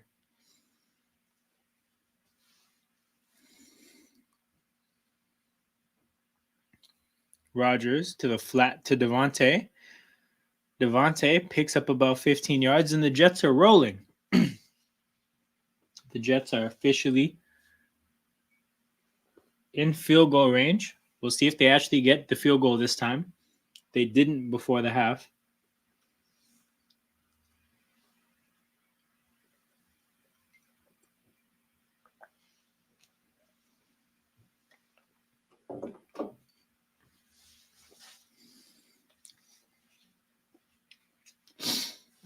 Nine for 17 and 52 yards. This is horrendous stuff.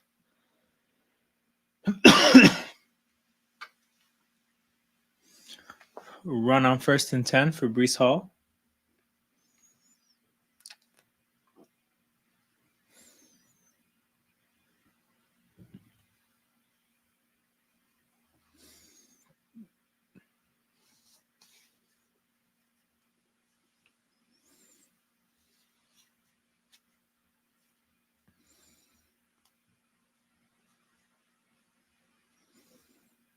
Rodgers. Quick slant to Mike Williams. Tight window throw there. I don't think there was a whole lot of other places that ball could have been and still ended up as a completion. But, tight window catches or contested catches, that's what Mike Williams does.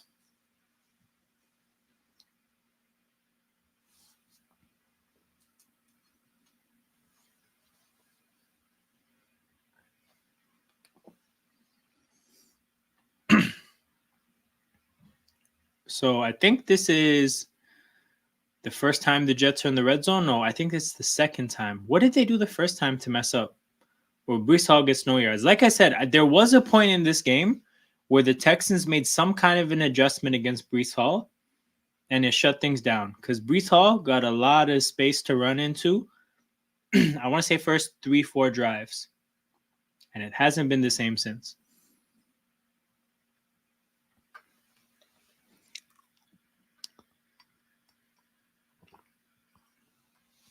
How did I forget? No, you're right, Surfa. How did I forget? I remember them being here. How could I forget? Rodgers. Oh shit, Garrett Wilson. Oh shit. He held the ball up too. He's like, I'm not dropping this shit. No, I'm holding it up. So everybody sees that it's in my hands. Can you imagine if he dropped the ball down low, just trolled everybody as he was going across the goal line? Like, I might drop it. Hell of a catch. My fantasy team.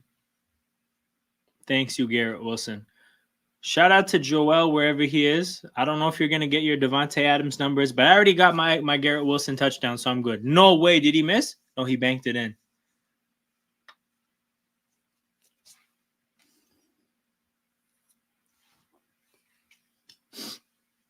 I saw the camera pan to a bunch of Jets players on the bench that were sarcastically cheering the extra point. Garrett Wilson looked fed up. Garrett Wilson looks like he's sick of everything. Malachi Corley isn't going to hear the end of it. Career. I wouldn't say career gone, but career is forever changed. That's why him and Tyreek Stevenson got to connect, because like they're always going to be associated to the moments that happened these last 2 weeks forever. That's now what they're going to be known for. I remember saying this before. This happened. I used to say like, oh, I think DeMar DeRozan and Jameis Winston should get in touch with each other, right? Because around the same time, DeMar got replaced by Kawhi at the franchise he was at his whole career, and then they got a chip because of the upgrade, and then Jameis Winston got replaced at the franchise he spent his whole career with, and they won a Super Bowl right after that because he got replaced. So I was like, you know what? Those two guys should connect and help each other get over these things.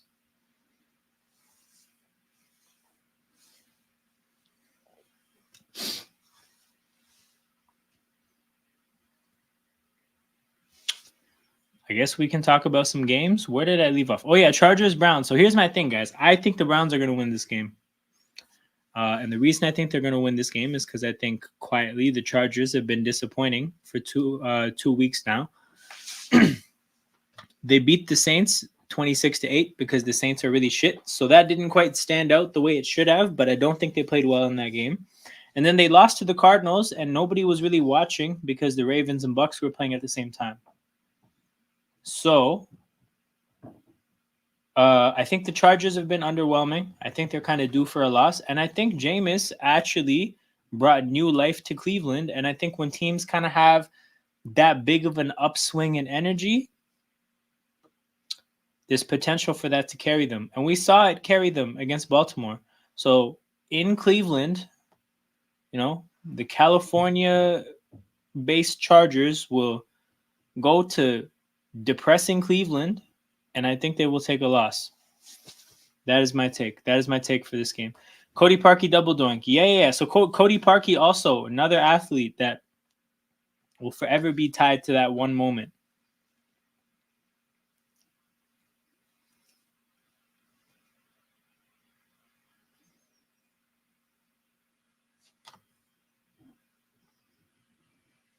Next game is what? Oh, Commanders Giants.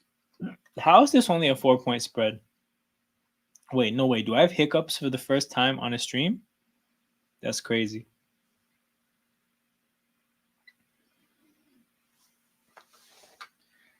That's crazy.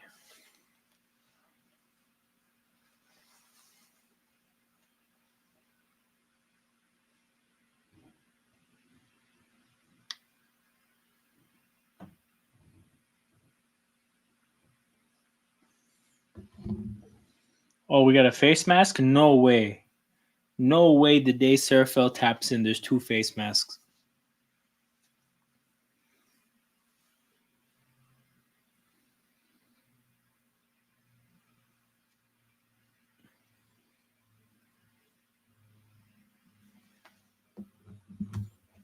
First and 10 for the Texans. Excellent field position to start this drive. A newly tied game at 7-7. Stroud has to spin out of a sack. Thankfully, we're watching him play and not Davis Mills.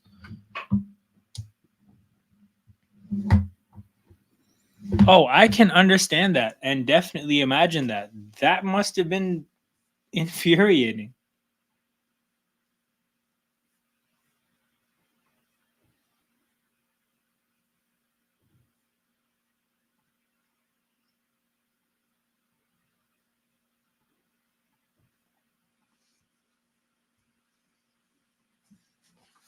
Second and 7. Mixon in the backfield. Feels like it's time to run the ball with Mixon. Handoff. Mixon looks at a cutback, finds a cutback lane, and gets about 6 yards.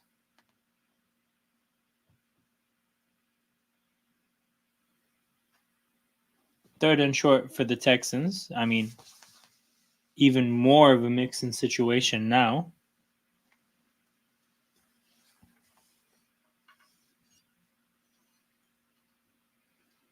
But Stroud picks up this third down with his legs.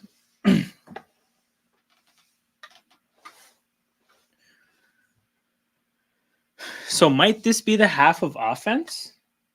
After all the bullshit we had to put up with, both teams got to the other side of the field in back-to-back drives. I don't know if that happened in the first half.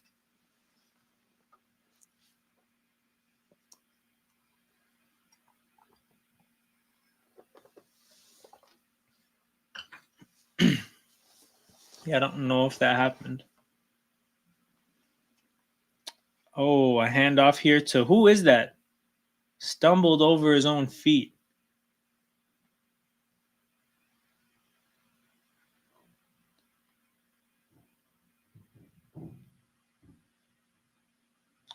Who is this number 26? That's not a Gumbawale. Oh, Taylor. I don't even know who that is. Wait, is that a rookie? Is that I don't know who that is. But he had a decent running lane and he just stumbled.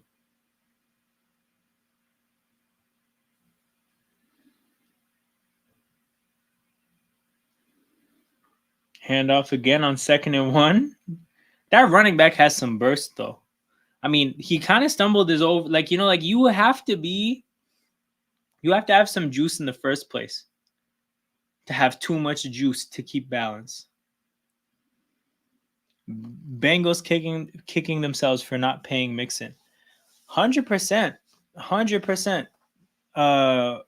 Whatever the hell they spent their money on, I don't see it. Like I can't see anywhere on the team where investment is clear. MetLife tax?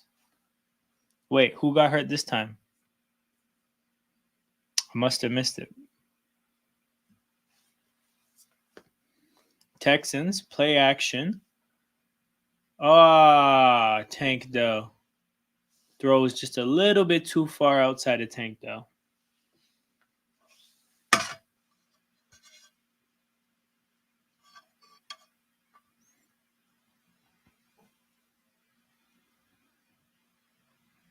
Oh, MetLife tax. Yeah. The guy tripping.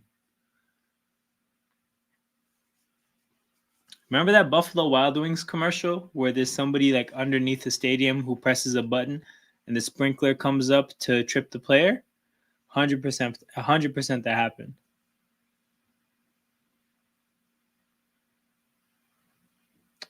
Ooh. Jets finally stopped the run, forcing a 3rd and long.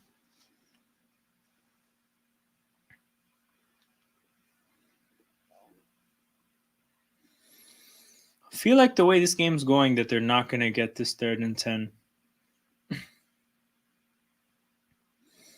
Great play by Kinlaw stuffing that run because the cutback lane was there if he didn't break or he didn't get past the offensive line.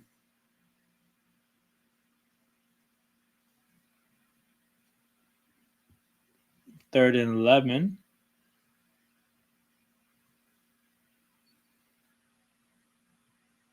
Stroud drops back. The pass rush gets there. Oh my god. They got sacked into like a 50-yard field goal, which they might miss because their kicker Loki has been missing recently. How are these Jets fans still excited? Oh yeah, it's 7-7. But still, how are they excited? I don't understand.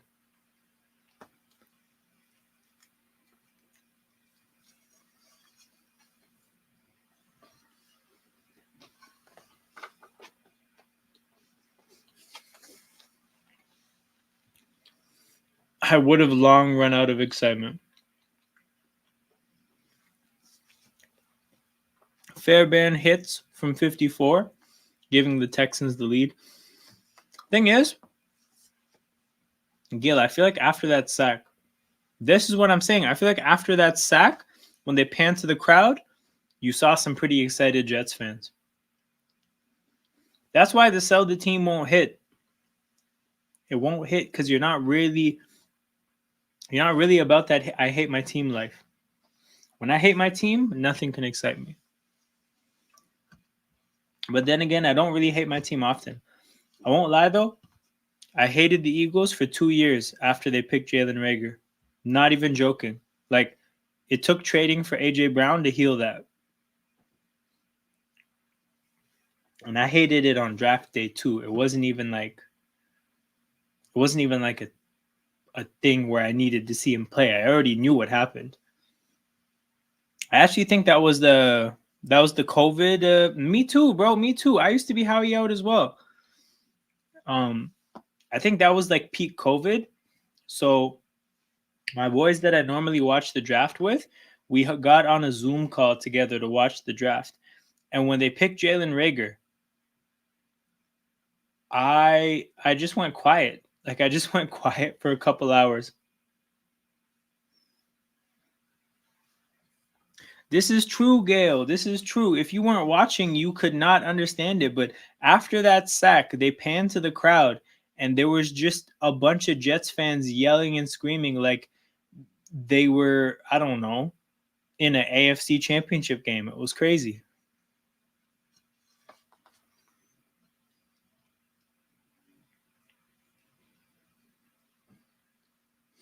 I was pissed at the J-Jaw pick first. Yeah, that was a tough one. That was a tough one. I hated it on draft day, and I lied to myself and talked myself into it. That pick actually taught me to trust my instinct, which allowed me to hate Jalen Reagor from the beginning.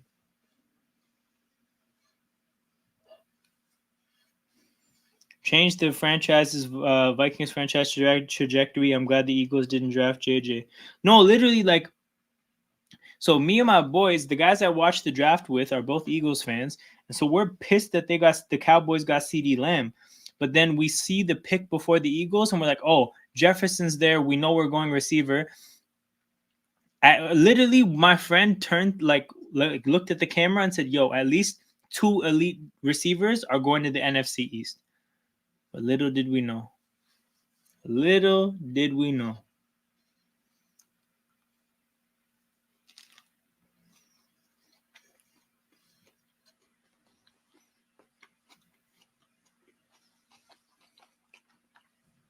But you know what it is too? The Vikings are just somehow, some way, gonna find a way to have a receiver. It's just what they do. My whole life, they've always had a really good receiver.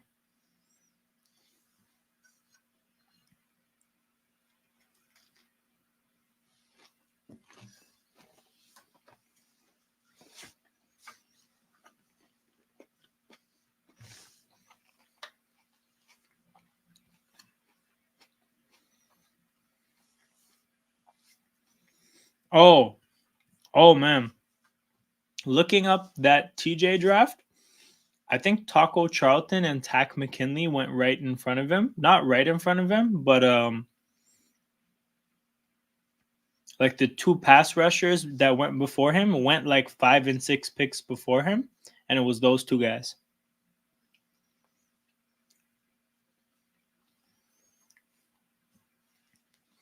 Chris Carter to Randy Moss to Stephon Diggs to Justin Jefferson.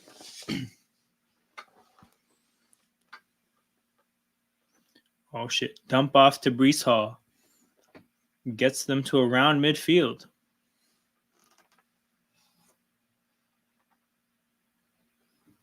This actually might be the second half of offense. This is not the same football game I was watching in the first half. The Steelers are really good at drafting receivers outside of the first round. Like rounds 2 through like 5. Because I think they took AB in the 5th. They took Pickens in the 2nd. That's a sweet spot for the Steelers. So I think Roman Wilson's probably going to be really good simply for the fact that he's a mid-round Steelers receiver draft pick. Emmanuel Sanders, Martavis Bryant, the list can go on and on and on. Mike Wallace.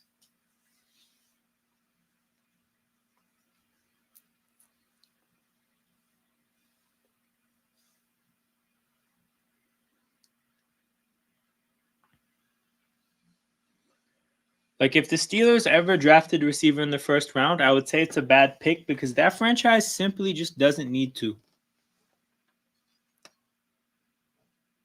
It is not that deep for them.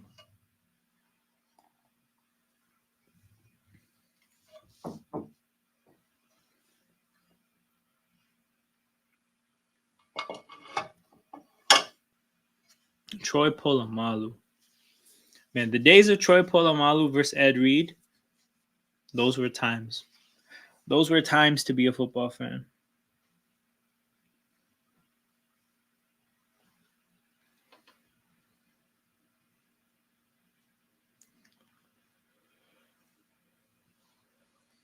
Third and 4. Big play for the Texans defense. Feels like the Jets have figured something out. Braylon Allen in the backfield, so you're the Jets and you need a play. You take Breece Hall off the field, one of your biggest playmakers.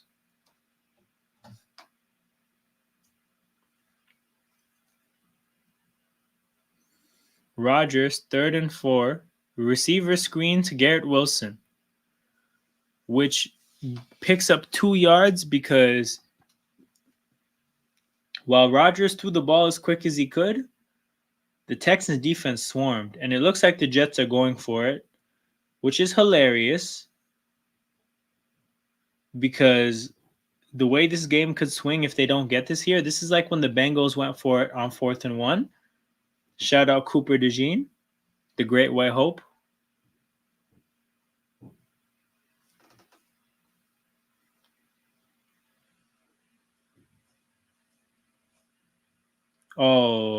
The Packers. The Packers. The Jets got it. Devontae, 15 yards on 4th and 2, but he's hurt. He looks hurt. He got upended. Kind of got turned upside down by that tackle, and the way he hit the turf. You know what? This kind of looks similar to the concussion that Neighbors got on the turf. Yeah, I think that's straight helmet to concrete. Yeah, Neighbors got a concussion in a similar way, knocked him out 2 weeks. Fuck MetLife, man. Where is the? There was a comment not too far in MetLife, a literal graveyard.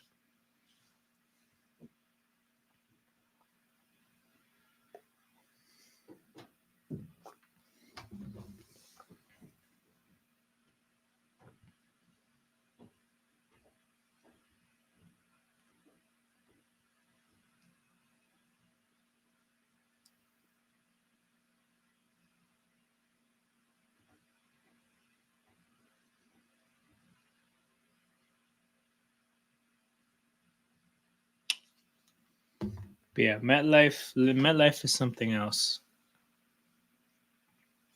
So we got Commanders Giants, which I think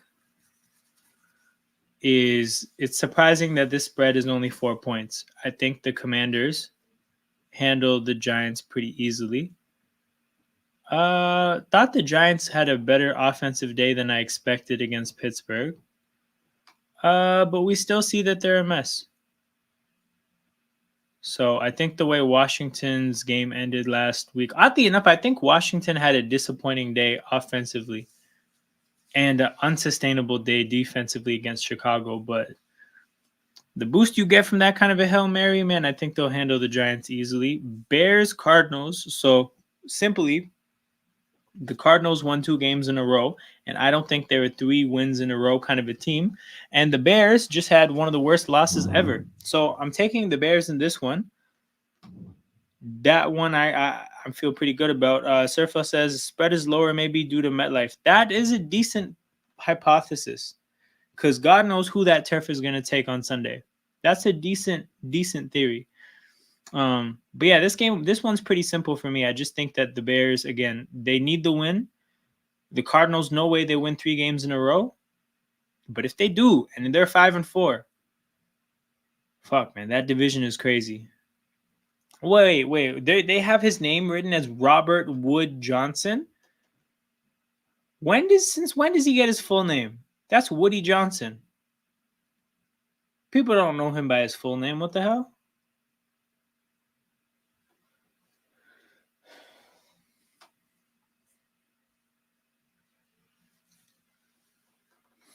Rodgers drops back, tries to dump it off to Breece Hall. They set up a wide receiver, a running back screen, but the defense got in the backfield so quickly that that play couldn't materialize.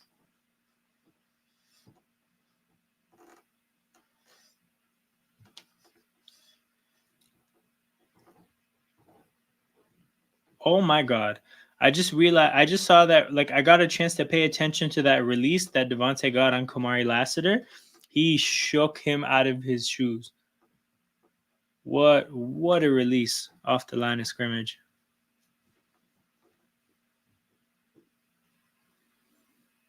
Rodgers, back shoulder to Wilson, who catches it and gets down.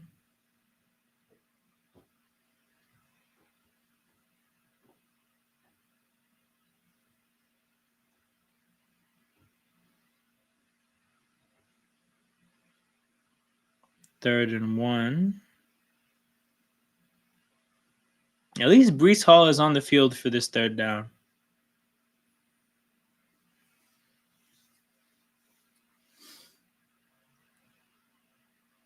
Oh my God. Brees Hall wasn't enough. End of the third. 4th and 1 for the Jets. Down 3, well within field goal range with a kicker that just hit the upright on an extra point. Talk about a Jets situation. This is such a Jets situation. What do you do here, guys? Do you kick the 40-yard kick with the kicker that just hit the upright on an extra point? Do you go for it 4th and 1 here, even though you're only down 3? And as a whole, your defense has had a strong day. What do you guys do? I think I take the points. I think points are at a premium in this kind of a game. And I think I take the 3 points.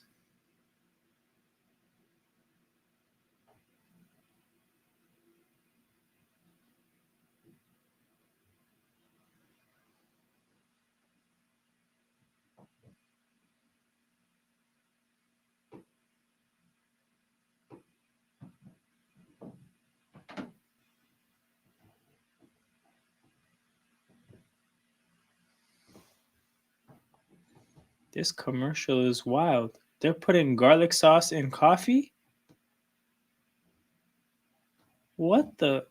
Anyways, back to football. Bears Cardinals. Yeah, I expect the Bears win.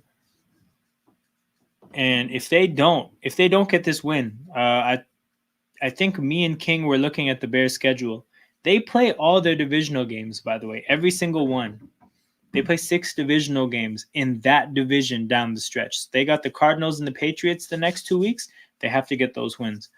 Rams Seahawks. So looks like Seattle will be without DK, and it looks like Puka hurt his knee in practice today. So I don't think Puka is going to play. I don't think DK is going to play. 2 banged up teams. I got the Rams winning this one. I think the Rams have some momentum. They're getting healthier. Oddly enough, just as that's happening, Puka gets hurt. But yeah, I think Seattle has shown some weakness. I don't think their defense has the personnel for their coach. I don't think Geno Smith is somebody who you can rely on to play well every single week. So I got the Rams getting to 4-4 and sending the Seahawks to 4-5. That brings us to Lions Packers. Probably the game of the week. Looks like Jordan Love is going to play. Thank God. Unfortunately, the Packers defense is pretty banged up, so we won't see a healthy matchup between these two teams. Hopefully we do. Oh shit, never mind. Hold on. I pause all of that for 4th and 1 in this game. A huge down as Devontae Adams goes back to the locker room.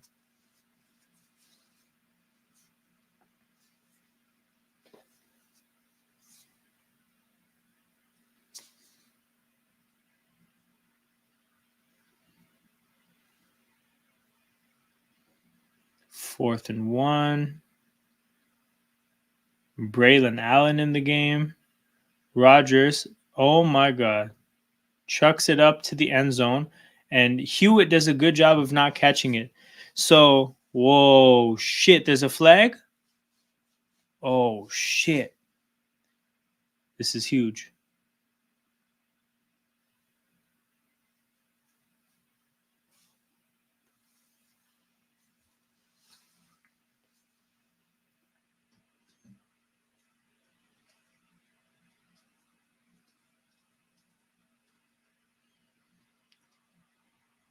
Looks like it's on Houston.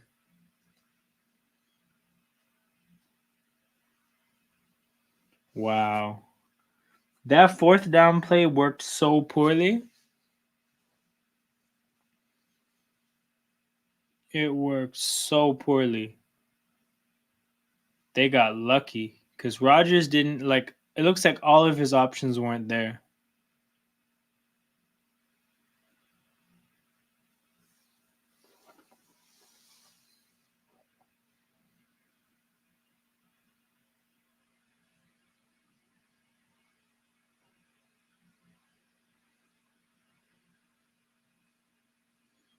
Play action. Rodgers rolls right, finds the backup tight end. Gets them to second down. A lot of Braylon Allen in this drive. I'm surprised by that. King says Devontae concussion. Yeah, we seen that. We definitely saw that.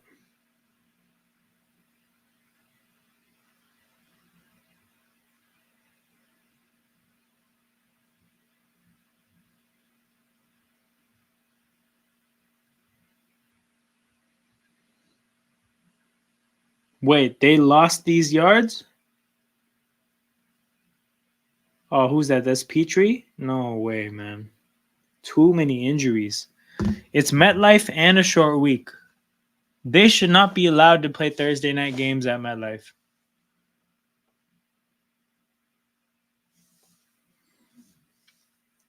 I thought so, man. I didn't really see the illegal contact myself.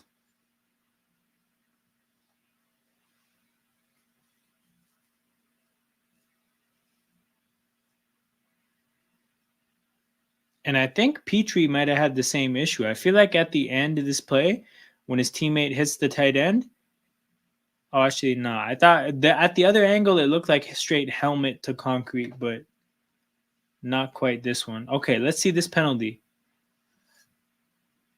The thing is I don't think he's holding and restricting Mike Williams. I think that's a great coverage. What a horrible call. You know, the referees are giving the Jets back like the Malachi Corley points. That's crazy. 3rd and 9, Houston's chance to get off the field, force a field goal, and make it a tie game as opposed to being down. A big play for the defense here.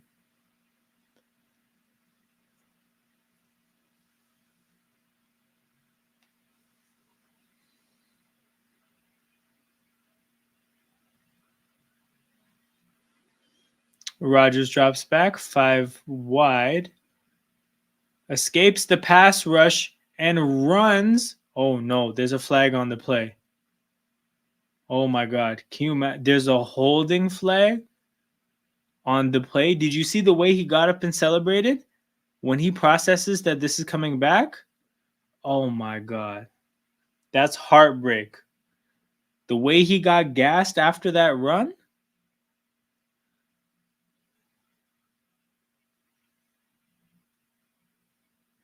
Olu Fashanu playing at guard, which is very out of position. But yeah, that is a hold.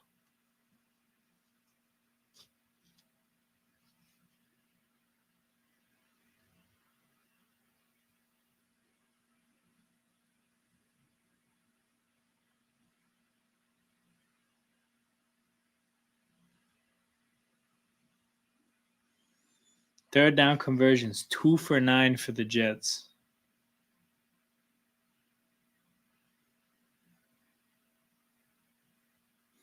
Rodgers drops back, takes an end zone shot, jump ball to get. Oh my God. Oh, no way. Yo, challenge this. Even if it's out, challenge it on principle. Okay, 1. Yeah, he didn't get his knee in. Oh my God, Garrett Wilson. No.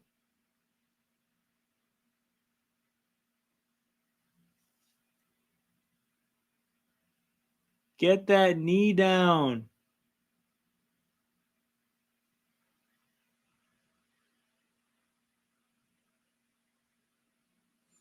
You know what's fucked up though is we have to actually sit here and legislate for like where on the leg is the knee, because the part of his leg that I would say is right below his knee does touch the grass. So Serafel says the hate watch gets better. Rogers is celebrating like this is a touchdown. But yeah, no, look at the crowd now. When they pan to the crowd, you have just a bunch of just people who can't believe their luck.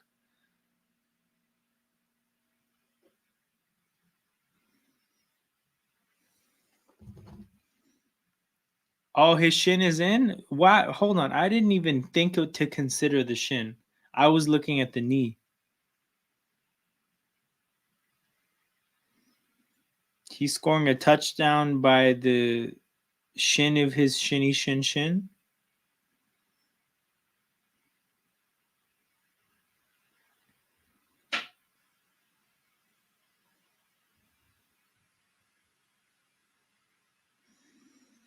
I'm trying to see what the timeline is saying.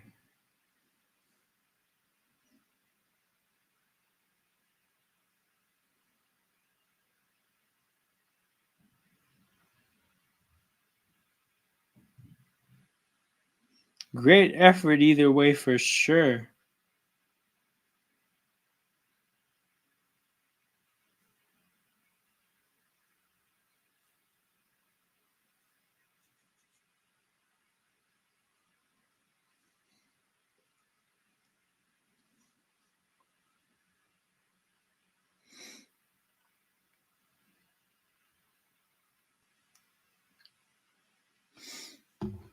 But yeah, I mean, you guys heard my reaction when I saw that catch. That effort was unreal.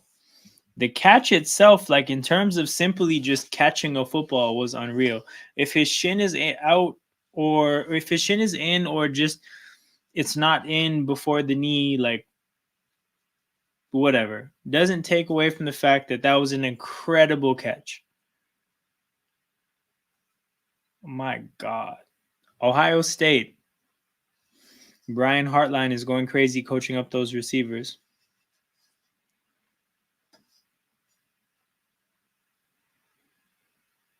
They called it a touchdown. Holy shit.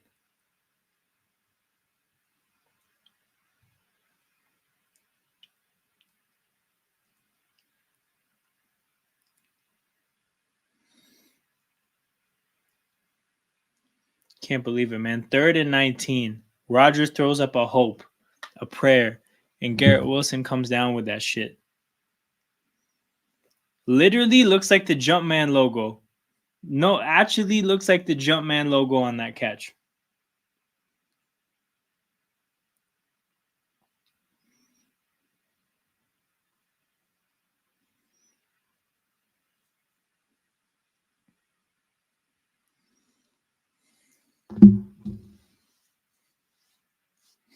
Oh, actually, I'm sorry, Joel, wherever you are, but I got all the Jets receiver production today.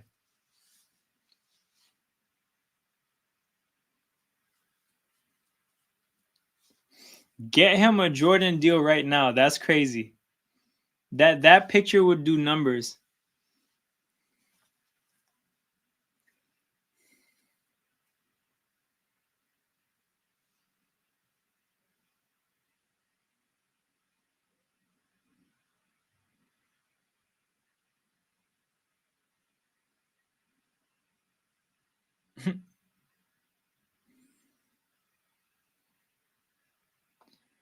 Kamari Lassiter looked lost when the ball was in the air. Everybody but Devontae. I've just been talking about it, bro. Have you been watching this game?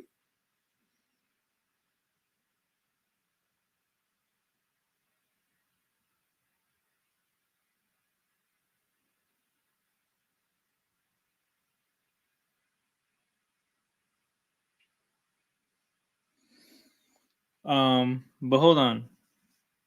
Back to this. Oh shit, a big hit is coming? Ah, yeah. Number 19 held the guy in place to take the guy down, to take the returner down.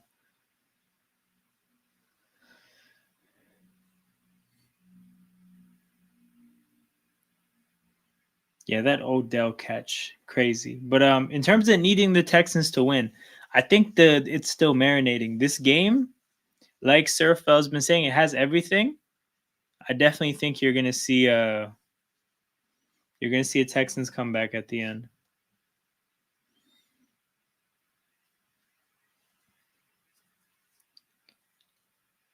Stroud. Oh, he made a play, didn't he? Tank Dell. Tank Dell down to the 25. It's crazy the way this game has been filled with offense in the second half after the pure nonsense that we had to watch in the first half.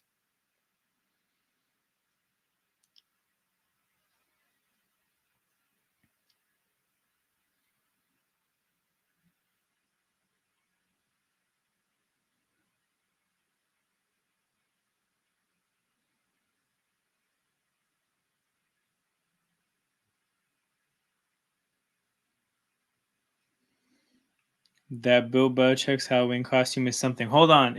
Is it the one like did he dress up as something or is this the costume that other people are doing of him?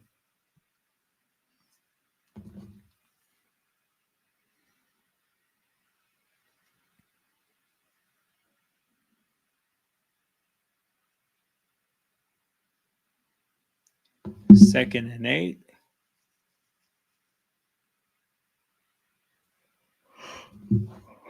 You're gonna have to go to Twitter. I can do that. I got you.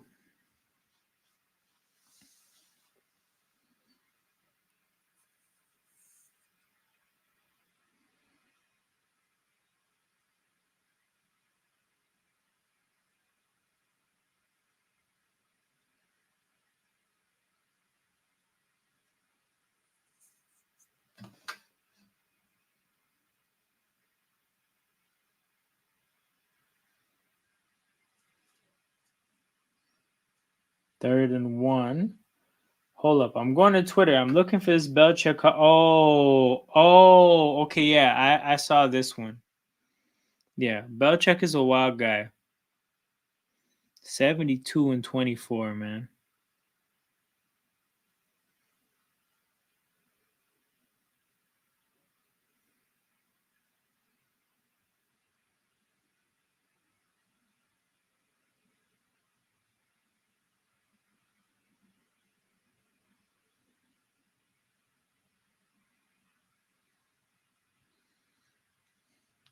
Stroud scrambles for the first down.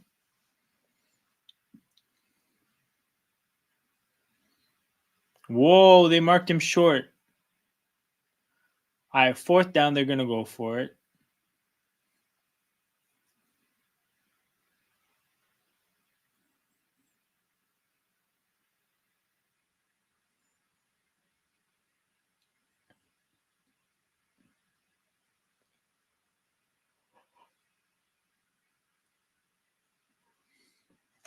Fourth and inches, man. Times like this, I'm so grateful that my team gets these easily.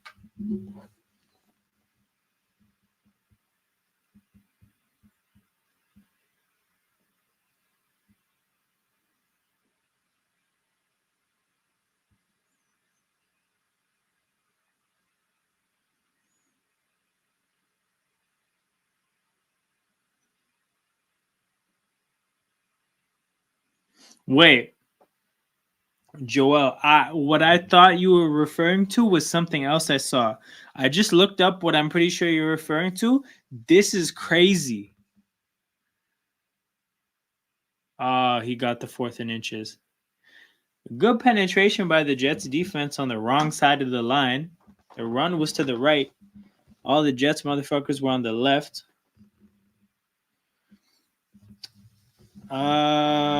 His girl dressed up as a mermaid And then he dressed up as a fisherman, and then they went to the beach, and it looks like Belichick like literally caught her out of the water. It's quite the picture.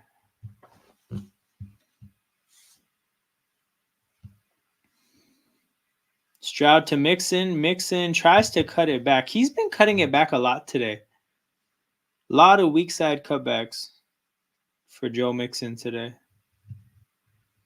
Second down for the Texans. We're at around the 9.5-minute mark of the fourth quarter.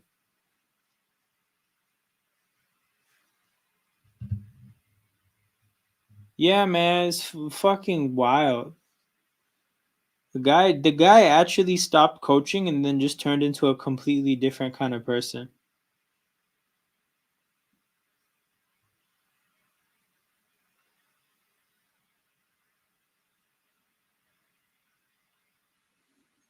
Wildcat to Mixon. Mixon throws a contested throws it to Stroud, who was actually strapped up.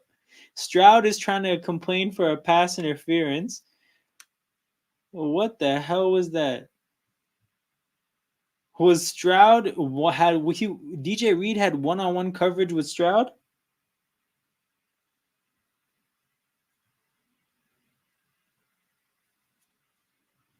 Hold on. To be honest though, he did hold Stroud. Yo, DJ Reed, this is an unreal situation you put yourself into. You couldn't even check Stroud one-on-one. Oh no, this is bad. This is bad. What did you do, CJ Stroud? What did you do? Okay. I mean, at least they're still going to get points. At least it isn't a turnover. But CJ's been frustrated with the way they haven't been able to protect him in this game. O-line hasn't been protecting him. Weapons haven't been getting open. This is a horrible, horrible, horrible day for a quarterback. Short week on MetLife's turf. This is not why we play football. Fairbairn to make it a 1-point game.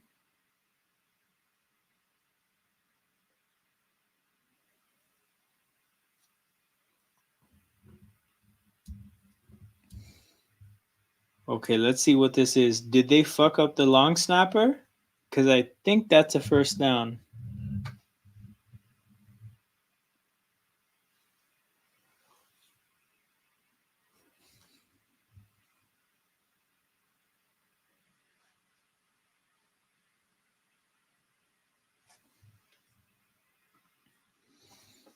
No way did they give them an automatic first down.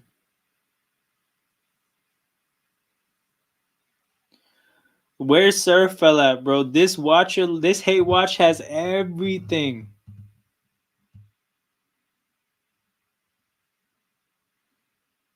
They went over the long snapper, didn't they? Not even over. They went through him.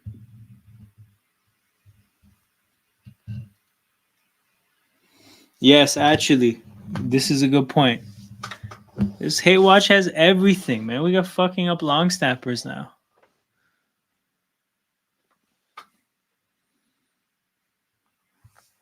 Jets team is a complete mess.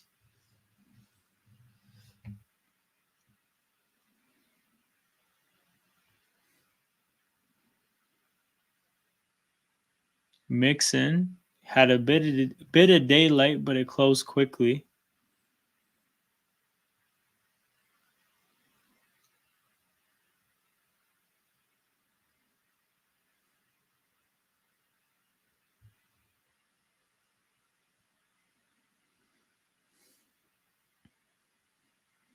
I feel like they've showed the Jets bench a bunch of times, and Garrett Wilson is always talking to Tyrod Taylor.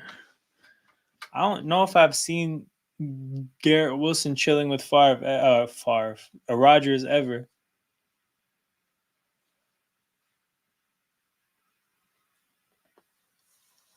Third and 10, bro. I'm fighting in this watch along.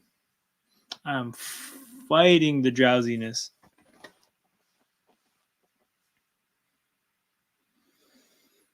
Jets fans again are acting like this is a playoff game, gassing the crowd for this 3rd and 7. Fireman Ed trying to lead a defense chant. John Mechie in motion. In motion like the channel. Stroud drops back, fires to the end zone, and hits nobody. So the Texans are going to take that field goal anyways. They just wasted more time. Probably time that they need. But yeah, Jets will get the ball back up 1 probably. The fans are super desperate. Super desperate. Like their desire to go 3 and 6 is actually like commendable. Cuz that's what they're really cheering for.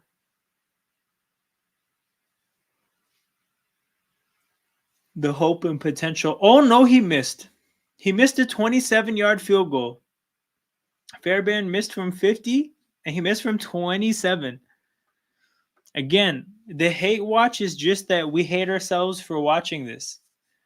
Bro, he missed from 27? How do you miss from 27? I can hit from 27. Get this kicker out. Actually, though, I do think this might be the end of his Texans career. You cannot miss from 27.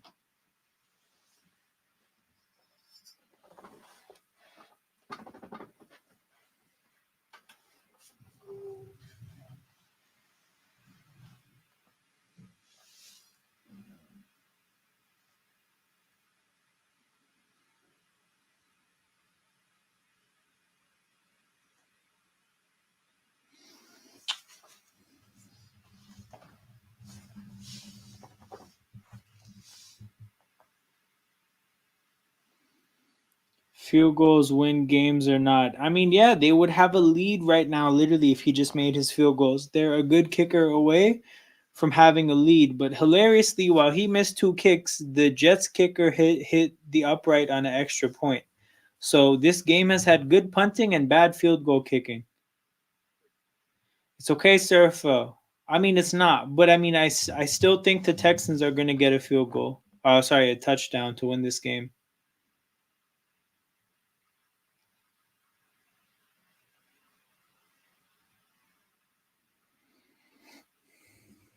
Hate watch has gone left. Just like the field goal, man. Just like the field goal.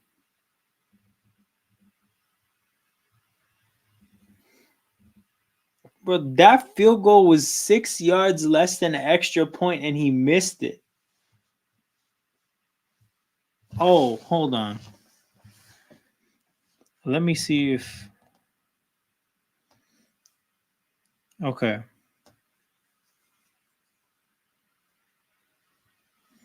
So, here's something that needs to be kept in mind with Kaimi Fairbairn.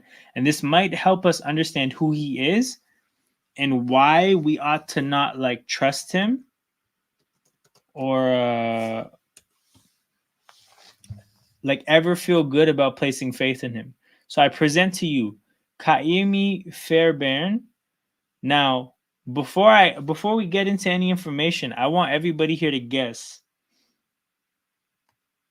Do you think Kaimi is the first name or the middle name? That's all I want from the chat. I just want to hear you guys guess. Is that his first name or his middle name?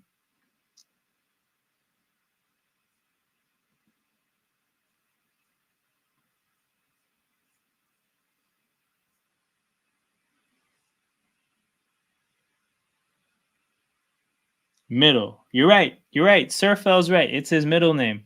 You know, he goes by his middle name. So you might think, oh, his first name must be complicated. I present to you Kaimi Fairbairn's first name, which is John. So then you're like, okay, 2 middle names. Maybe the other middle name is complicated. The other middle name is Christian.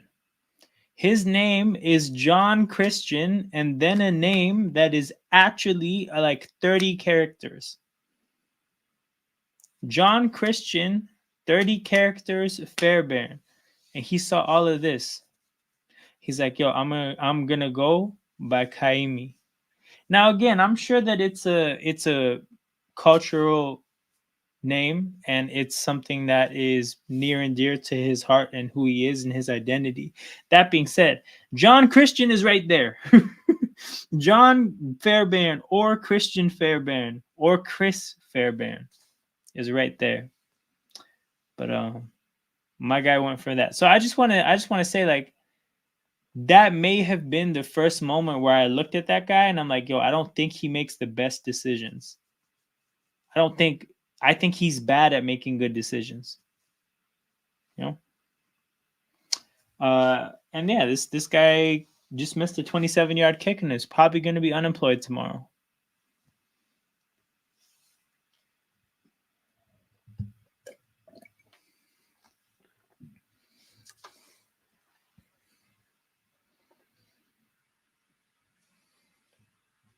So 2nd and 5 for the Jets, less than 5 minutes to go.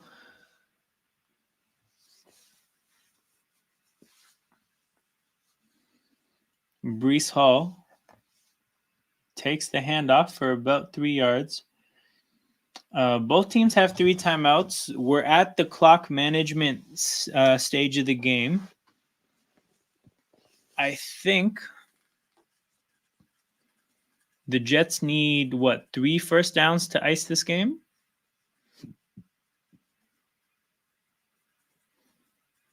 I think so. Article Lions haven't played a single game outdoors, could be a factor. Good point. You know what? I saw something about that before the year started. I saw something about how Detroit was going to play next to no games outdoors.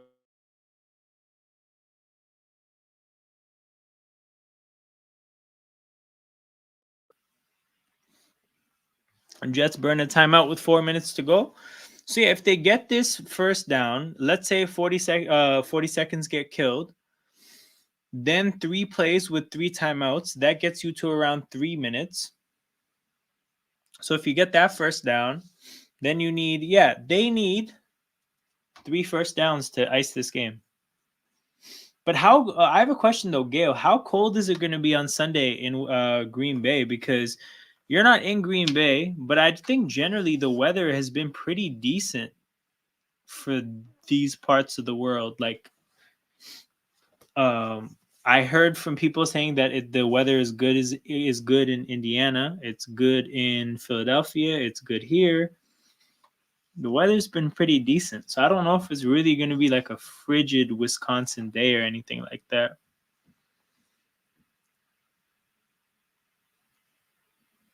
3rd and 1. Big down for the Jets. Play action fake to Braylon Allen. Toss to the flat to a dumbass that doesn't understand that he should have stayed in bounds. He should not have. It says 53 with possible rain. Okay, I think the rainy conditions may be a factor, but I don't think 53 is cold enough to really shake a team. But the rain could do it. And if the rain, so that's the thing. If it gets rainy, that game basically boils down to Josh Jacobs versus David Montgomery and McGibbs. McGibbs? What the fuck? Jahmyr Gibbs. Hand off to Braylon Allen. He gets stuffed. I've seen far too much Braylon Allen today. Come on. Like, he's not close enough to Brees Hall to get this similar of like a run in this offense.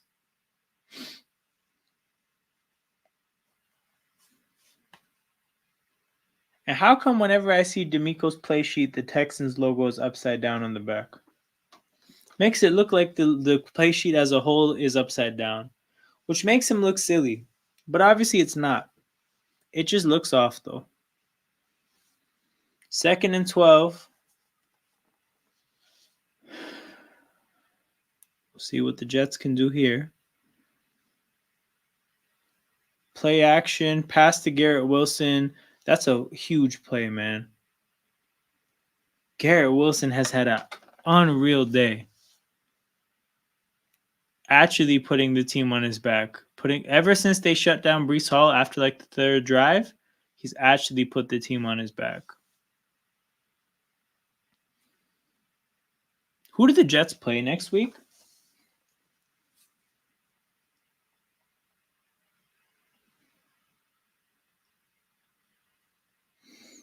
They play the Cardinals.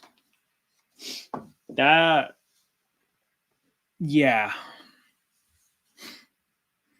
Yeah, I think they probably I mean, if the Cardinals, I have them losing this week. If the Cardinals beat the Bears, I think they're definitely losing to the Jets. But I think if the Cardinals lose to the Bears, they'll probably beat the Jets. I know Jared is stressing 100%. He's somewhere freaking the hell out. He might even silently be watching the stream. But yeah, I think he was very excited to finally have his Texans for a watch along on this channel, and it hasn't panned out.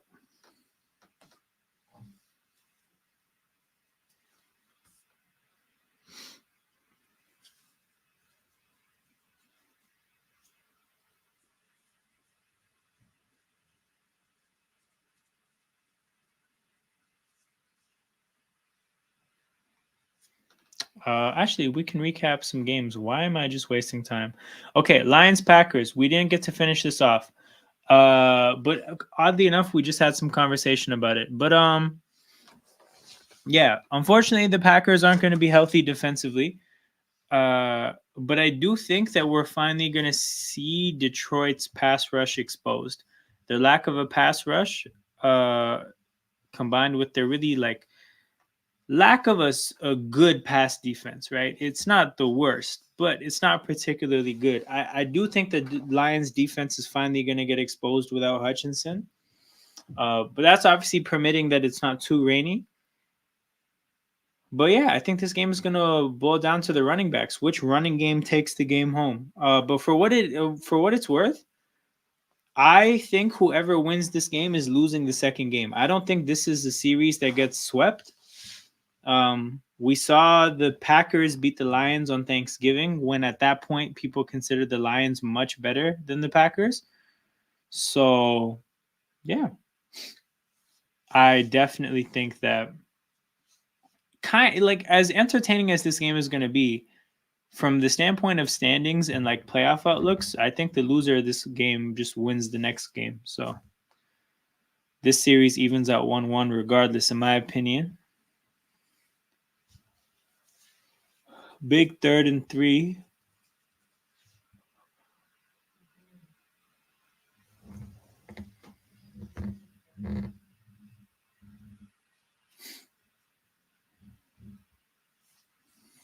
Yeah, Gail, the games that these teams have played in recent history, like, it's gonna be close.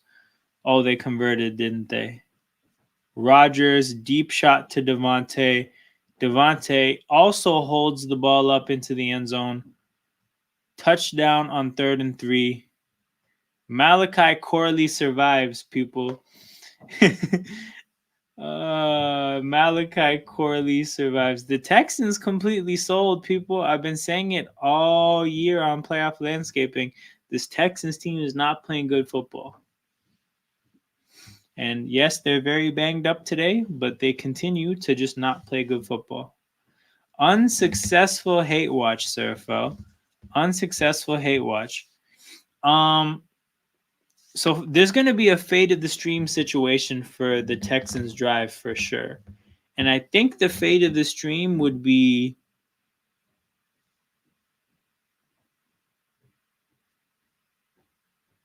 getting past midfield before the 2-minute warning. We lost to them. You lost to them twice. And to be honest, if Flacco was playing both those games. So guys, I was just thinking about it this way, right? Texans 5-3, Colts 4-4. If the Colts were playing Flacco the whole year, very real chance they beat the Texans twice and the Packers with Malik Willis. If the Colts were 7-1 with those results, they would have taken 2 games off of the Texans. They'd be 7-1, and the Texans would be 3-5. You know how crazy that would be? But there's really fine margins in this league. The difference between Joe Flacco and Anthony Richardson very well could be the difference between this reality and the reality of the Colts being 7-1, while the Texans are 3-5, maybe going on 3-6.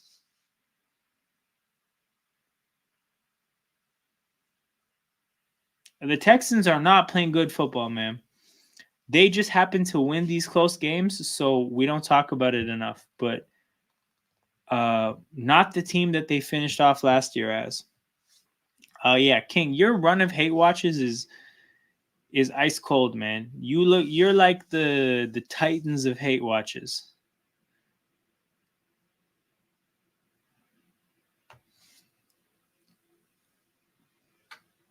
Okay, so the Texans drive begins, and I do think it's time for some fade of the stream.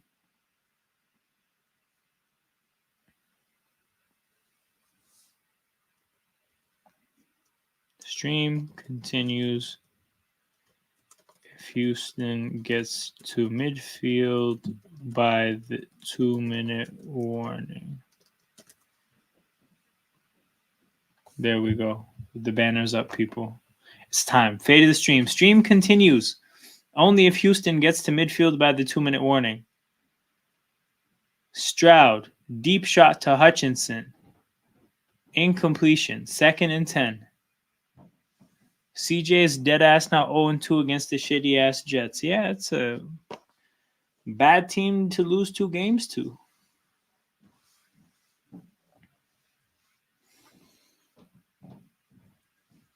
Stroud is 8 for 20.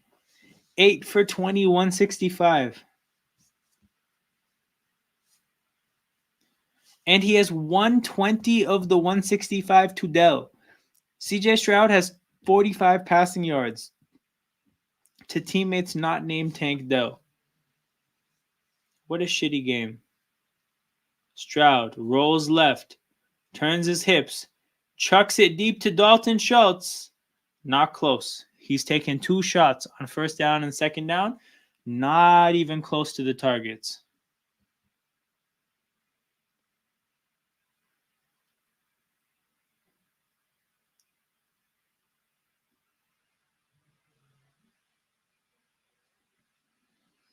Third and 10 here. Couple of downs left. A 4th down would be for the fate of the stream.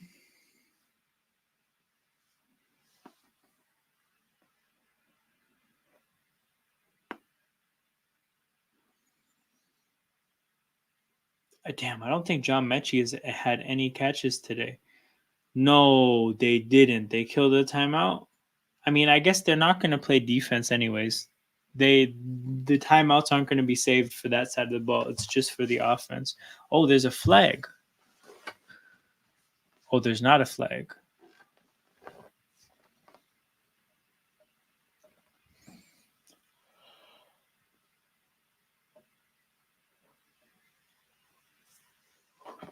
Hold on. Are the Steelers the 2 seed in the AFC?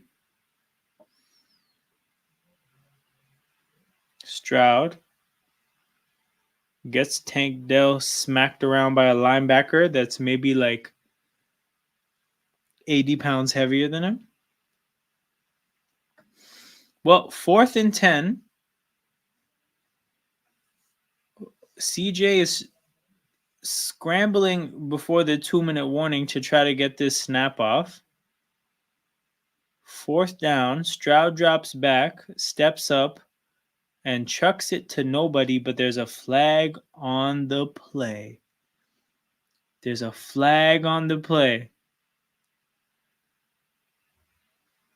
Is this pass interference or is it holding? Pass interference.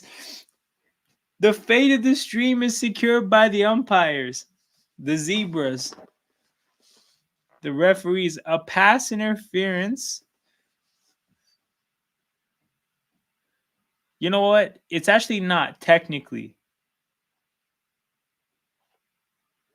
The pass interference is before midfield. But also the clock. We're not at the 2-minute warning. There's 1 second left. This stream has been saved. Sarah fell. So this is a new thing I have. I stumbled into it Monday night. Cardinals and Chargers.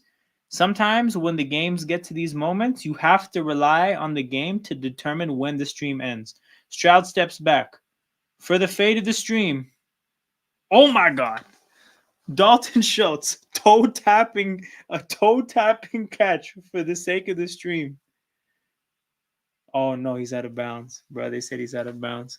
I feel like in the spirit of what fate of the stream is, the fact that they got to the 44 at the 2-minute warning, I feel like it would be harsh to end the stream. But at the same time, I think rules are nah. Yeah, he's out of bounds by like his toes. Oh, no, less than his toes. Actually, just a toenail. Yeah, it must continue. Like they got to the 46 at the 2-minute warning. It's close enough. Okay. Colts Vikings, second last game to preview. So yeah, I think the Vikings have lost 2 games in a row. They don't get to 3. They're too good to lose 3 games in a row. But I don't think the Colts lay down. I think the Colts provide good competition. I think this will probably be a competitive, close game. I think Jonathan Taylor's healthy. Flacco has his full set of weapons. The Colts got DeForest Buckner back. But yeah, actually, so I think the Colts lose this game and go on a run. Let's look at the Colts opponents. So no, the run happens later. But they lose this game, then they go Bills, Jets, Lions. So they probably go like 1-3 down this stretch. That leaves them at 5-7, and then that's the point where they go on the stretch, and they probably close the year winning 5 in a row and finish 10-7. But if they can somehow beat Detroit or Buffalo or Minnesota, that puts them in an even better situation. But nah, man, Minnesota lost 2 games in a row. They definitely bounce back, especially because they traded for a left tackle. So the loss of Christian Darrisaw won't be like too crazy. But that gets us to the last game. Now, I think this one is interesting. Because I thought the Bucs had a great offensive day last week with no receivers. I was shocked. Atlanta generally has an okay secondary, like definitely not bad. And Baker threw for 330 with no receivers. So I don't say that to say that the Bucs can win, because I don't think they can. Hilariously, the Chiefs are in a game where they have the better receivers. When does that ever happen? But I think that the 8.5 spread is too much. I don't think the Chiefs have the capability to even beat a team by like 9 points. I think they're gonna win by like 6 or 7. So I mean, I got the Bucs covering here. Yo, Stroud he's throwing the ball into the ground. It's not going anywhere near receivers. They're not going anywhere near a receiver. These are uncatchable passes. Well, 3rd and 10.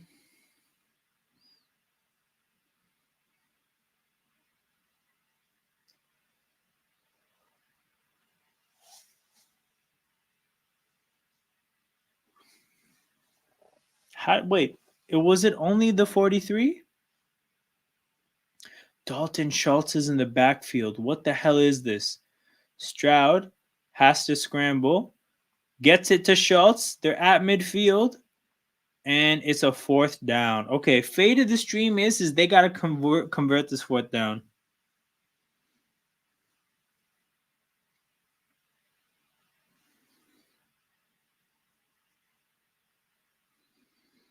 Stroud rolls right. Oh my God, he has so much space. CJ Stroud runs for like 30 yards, and they're at the edge of the red zone.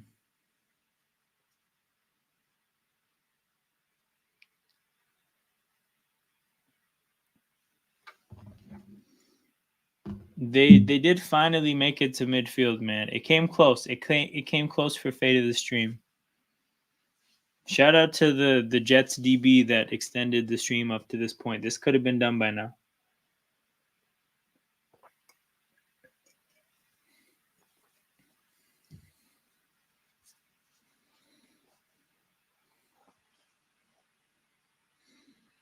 CJ Stroud passes into double coverage against Stover. Sauce Gardner breaks the pass up. 2nd and 10 with 1:17 to go. I don't know if I'll put the banner up for this one, but fate of the stream is that the Texans have to score on this drive for the stream to continue. I think that's even too common sense to make it a fate of the stream.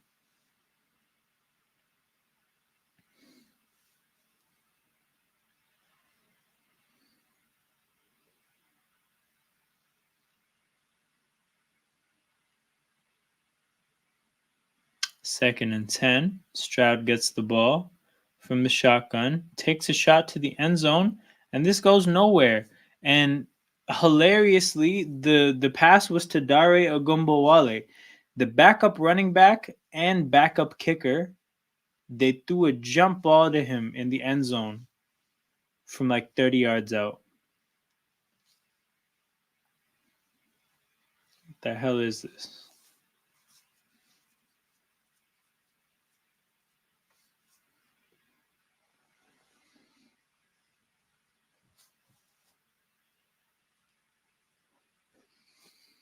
Third and 10, 1:11 to go. Whoa. Robert Woods gets out of bounds, but I just saw King's comment. The Patriots scored more than Houston against the Jets. This is a damning indictment. This is a damning indictment against this Houston offense. They look like a mess. They look like a mess without their receivers.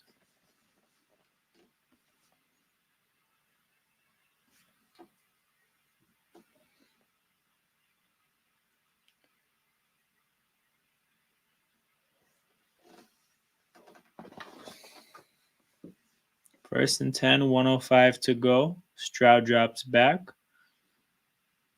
Stroud goes to the end zone to number 19, who is claiming he was interfered with, but there's no flag as Jalen Mills does the strap celebration.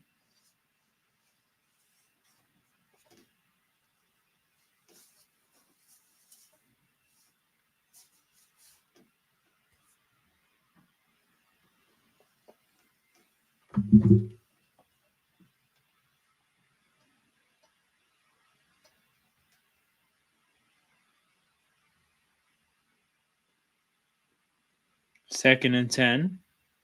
Stroud running for his life, which is just the story of the day. Oh no, there's a flag on the play. Oh no. These flags have all felt like backbreakers too. Like even for me, the viewer, like I feel like my back is broken as a viewer with these flags. Holding on the defense. Never mind. I thought it would be holding on the offense.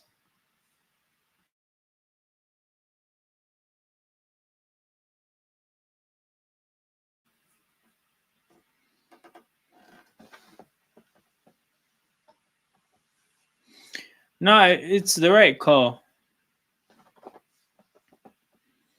Sauce Gardner's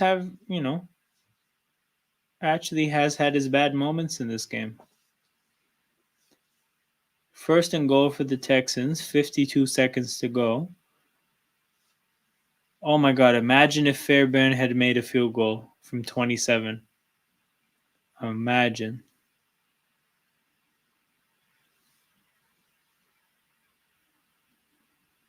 Another uncatchable ball right into the dirt. The hell is Stroud doing? Sauce is down again?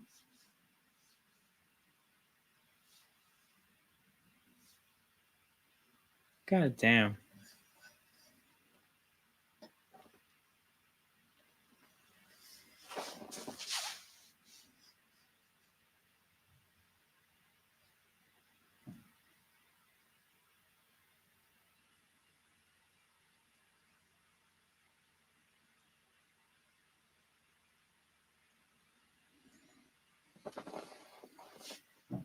Let's see what happened. I didn't see. Shit, okay, this one looks non-contact. But I also didn't see anything happen, like his cleat gets stuck in the turf or anything like that.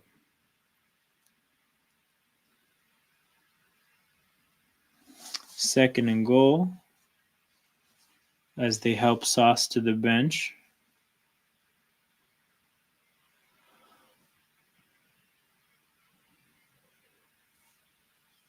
Let's not forget Houston has Detroit next week. Yes. A sack on second down puts the Texans in third and goal from far away. 8 sacks. My God.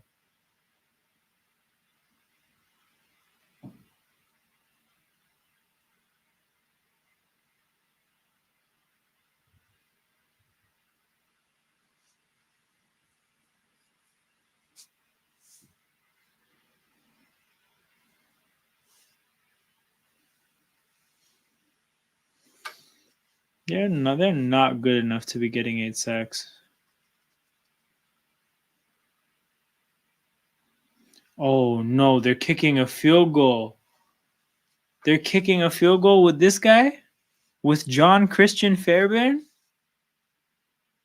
From 29? He missed from 27, man. 29 is out of his range. Wow, he put it down the middle. Okay.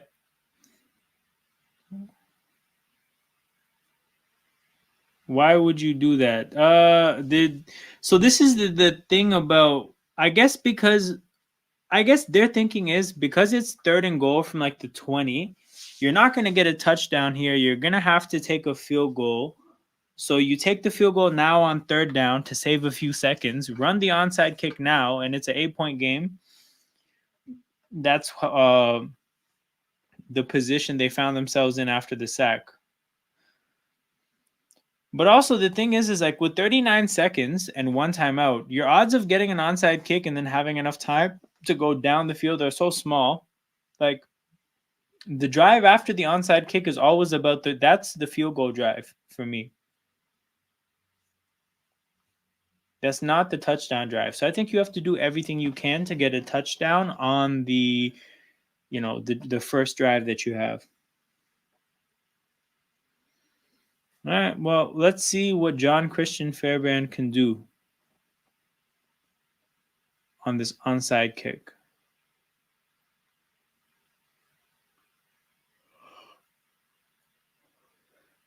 Oh, he kicked it right at Devontae Adams. What a fucking genius. What a fucking genius.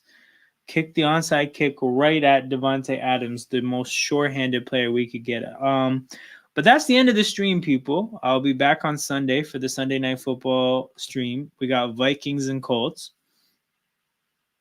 It'll be a good time. We'll recap all the games that happened. Make sure you guys are there. Shout out to everybody that's in here. Make sure you guys like the video, subscribe to the channel, and I'll see you guys on Sunday. It's been a good time, but I am completely destroyed from the day. I've had a very long day. And yes, I know Jared is in shambles. That's definitely the case. Poor guy. Goddamn, the Jets are 3-6. Anyways, the first half, Haywatch was sensational. That was actually a movie. But the movie's over, people. I'm out. You guys take care. See you guys on Sunday.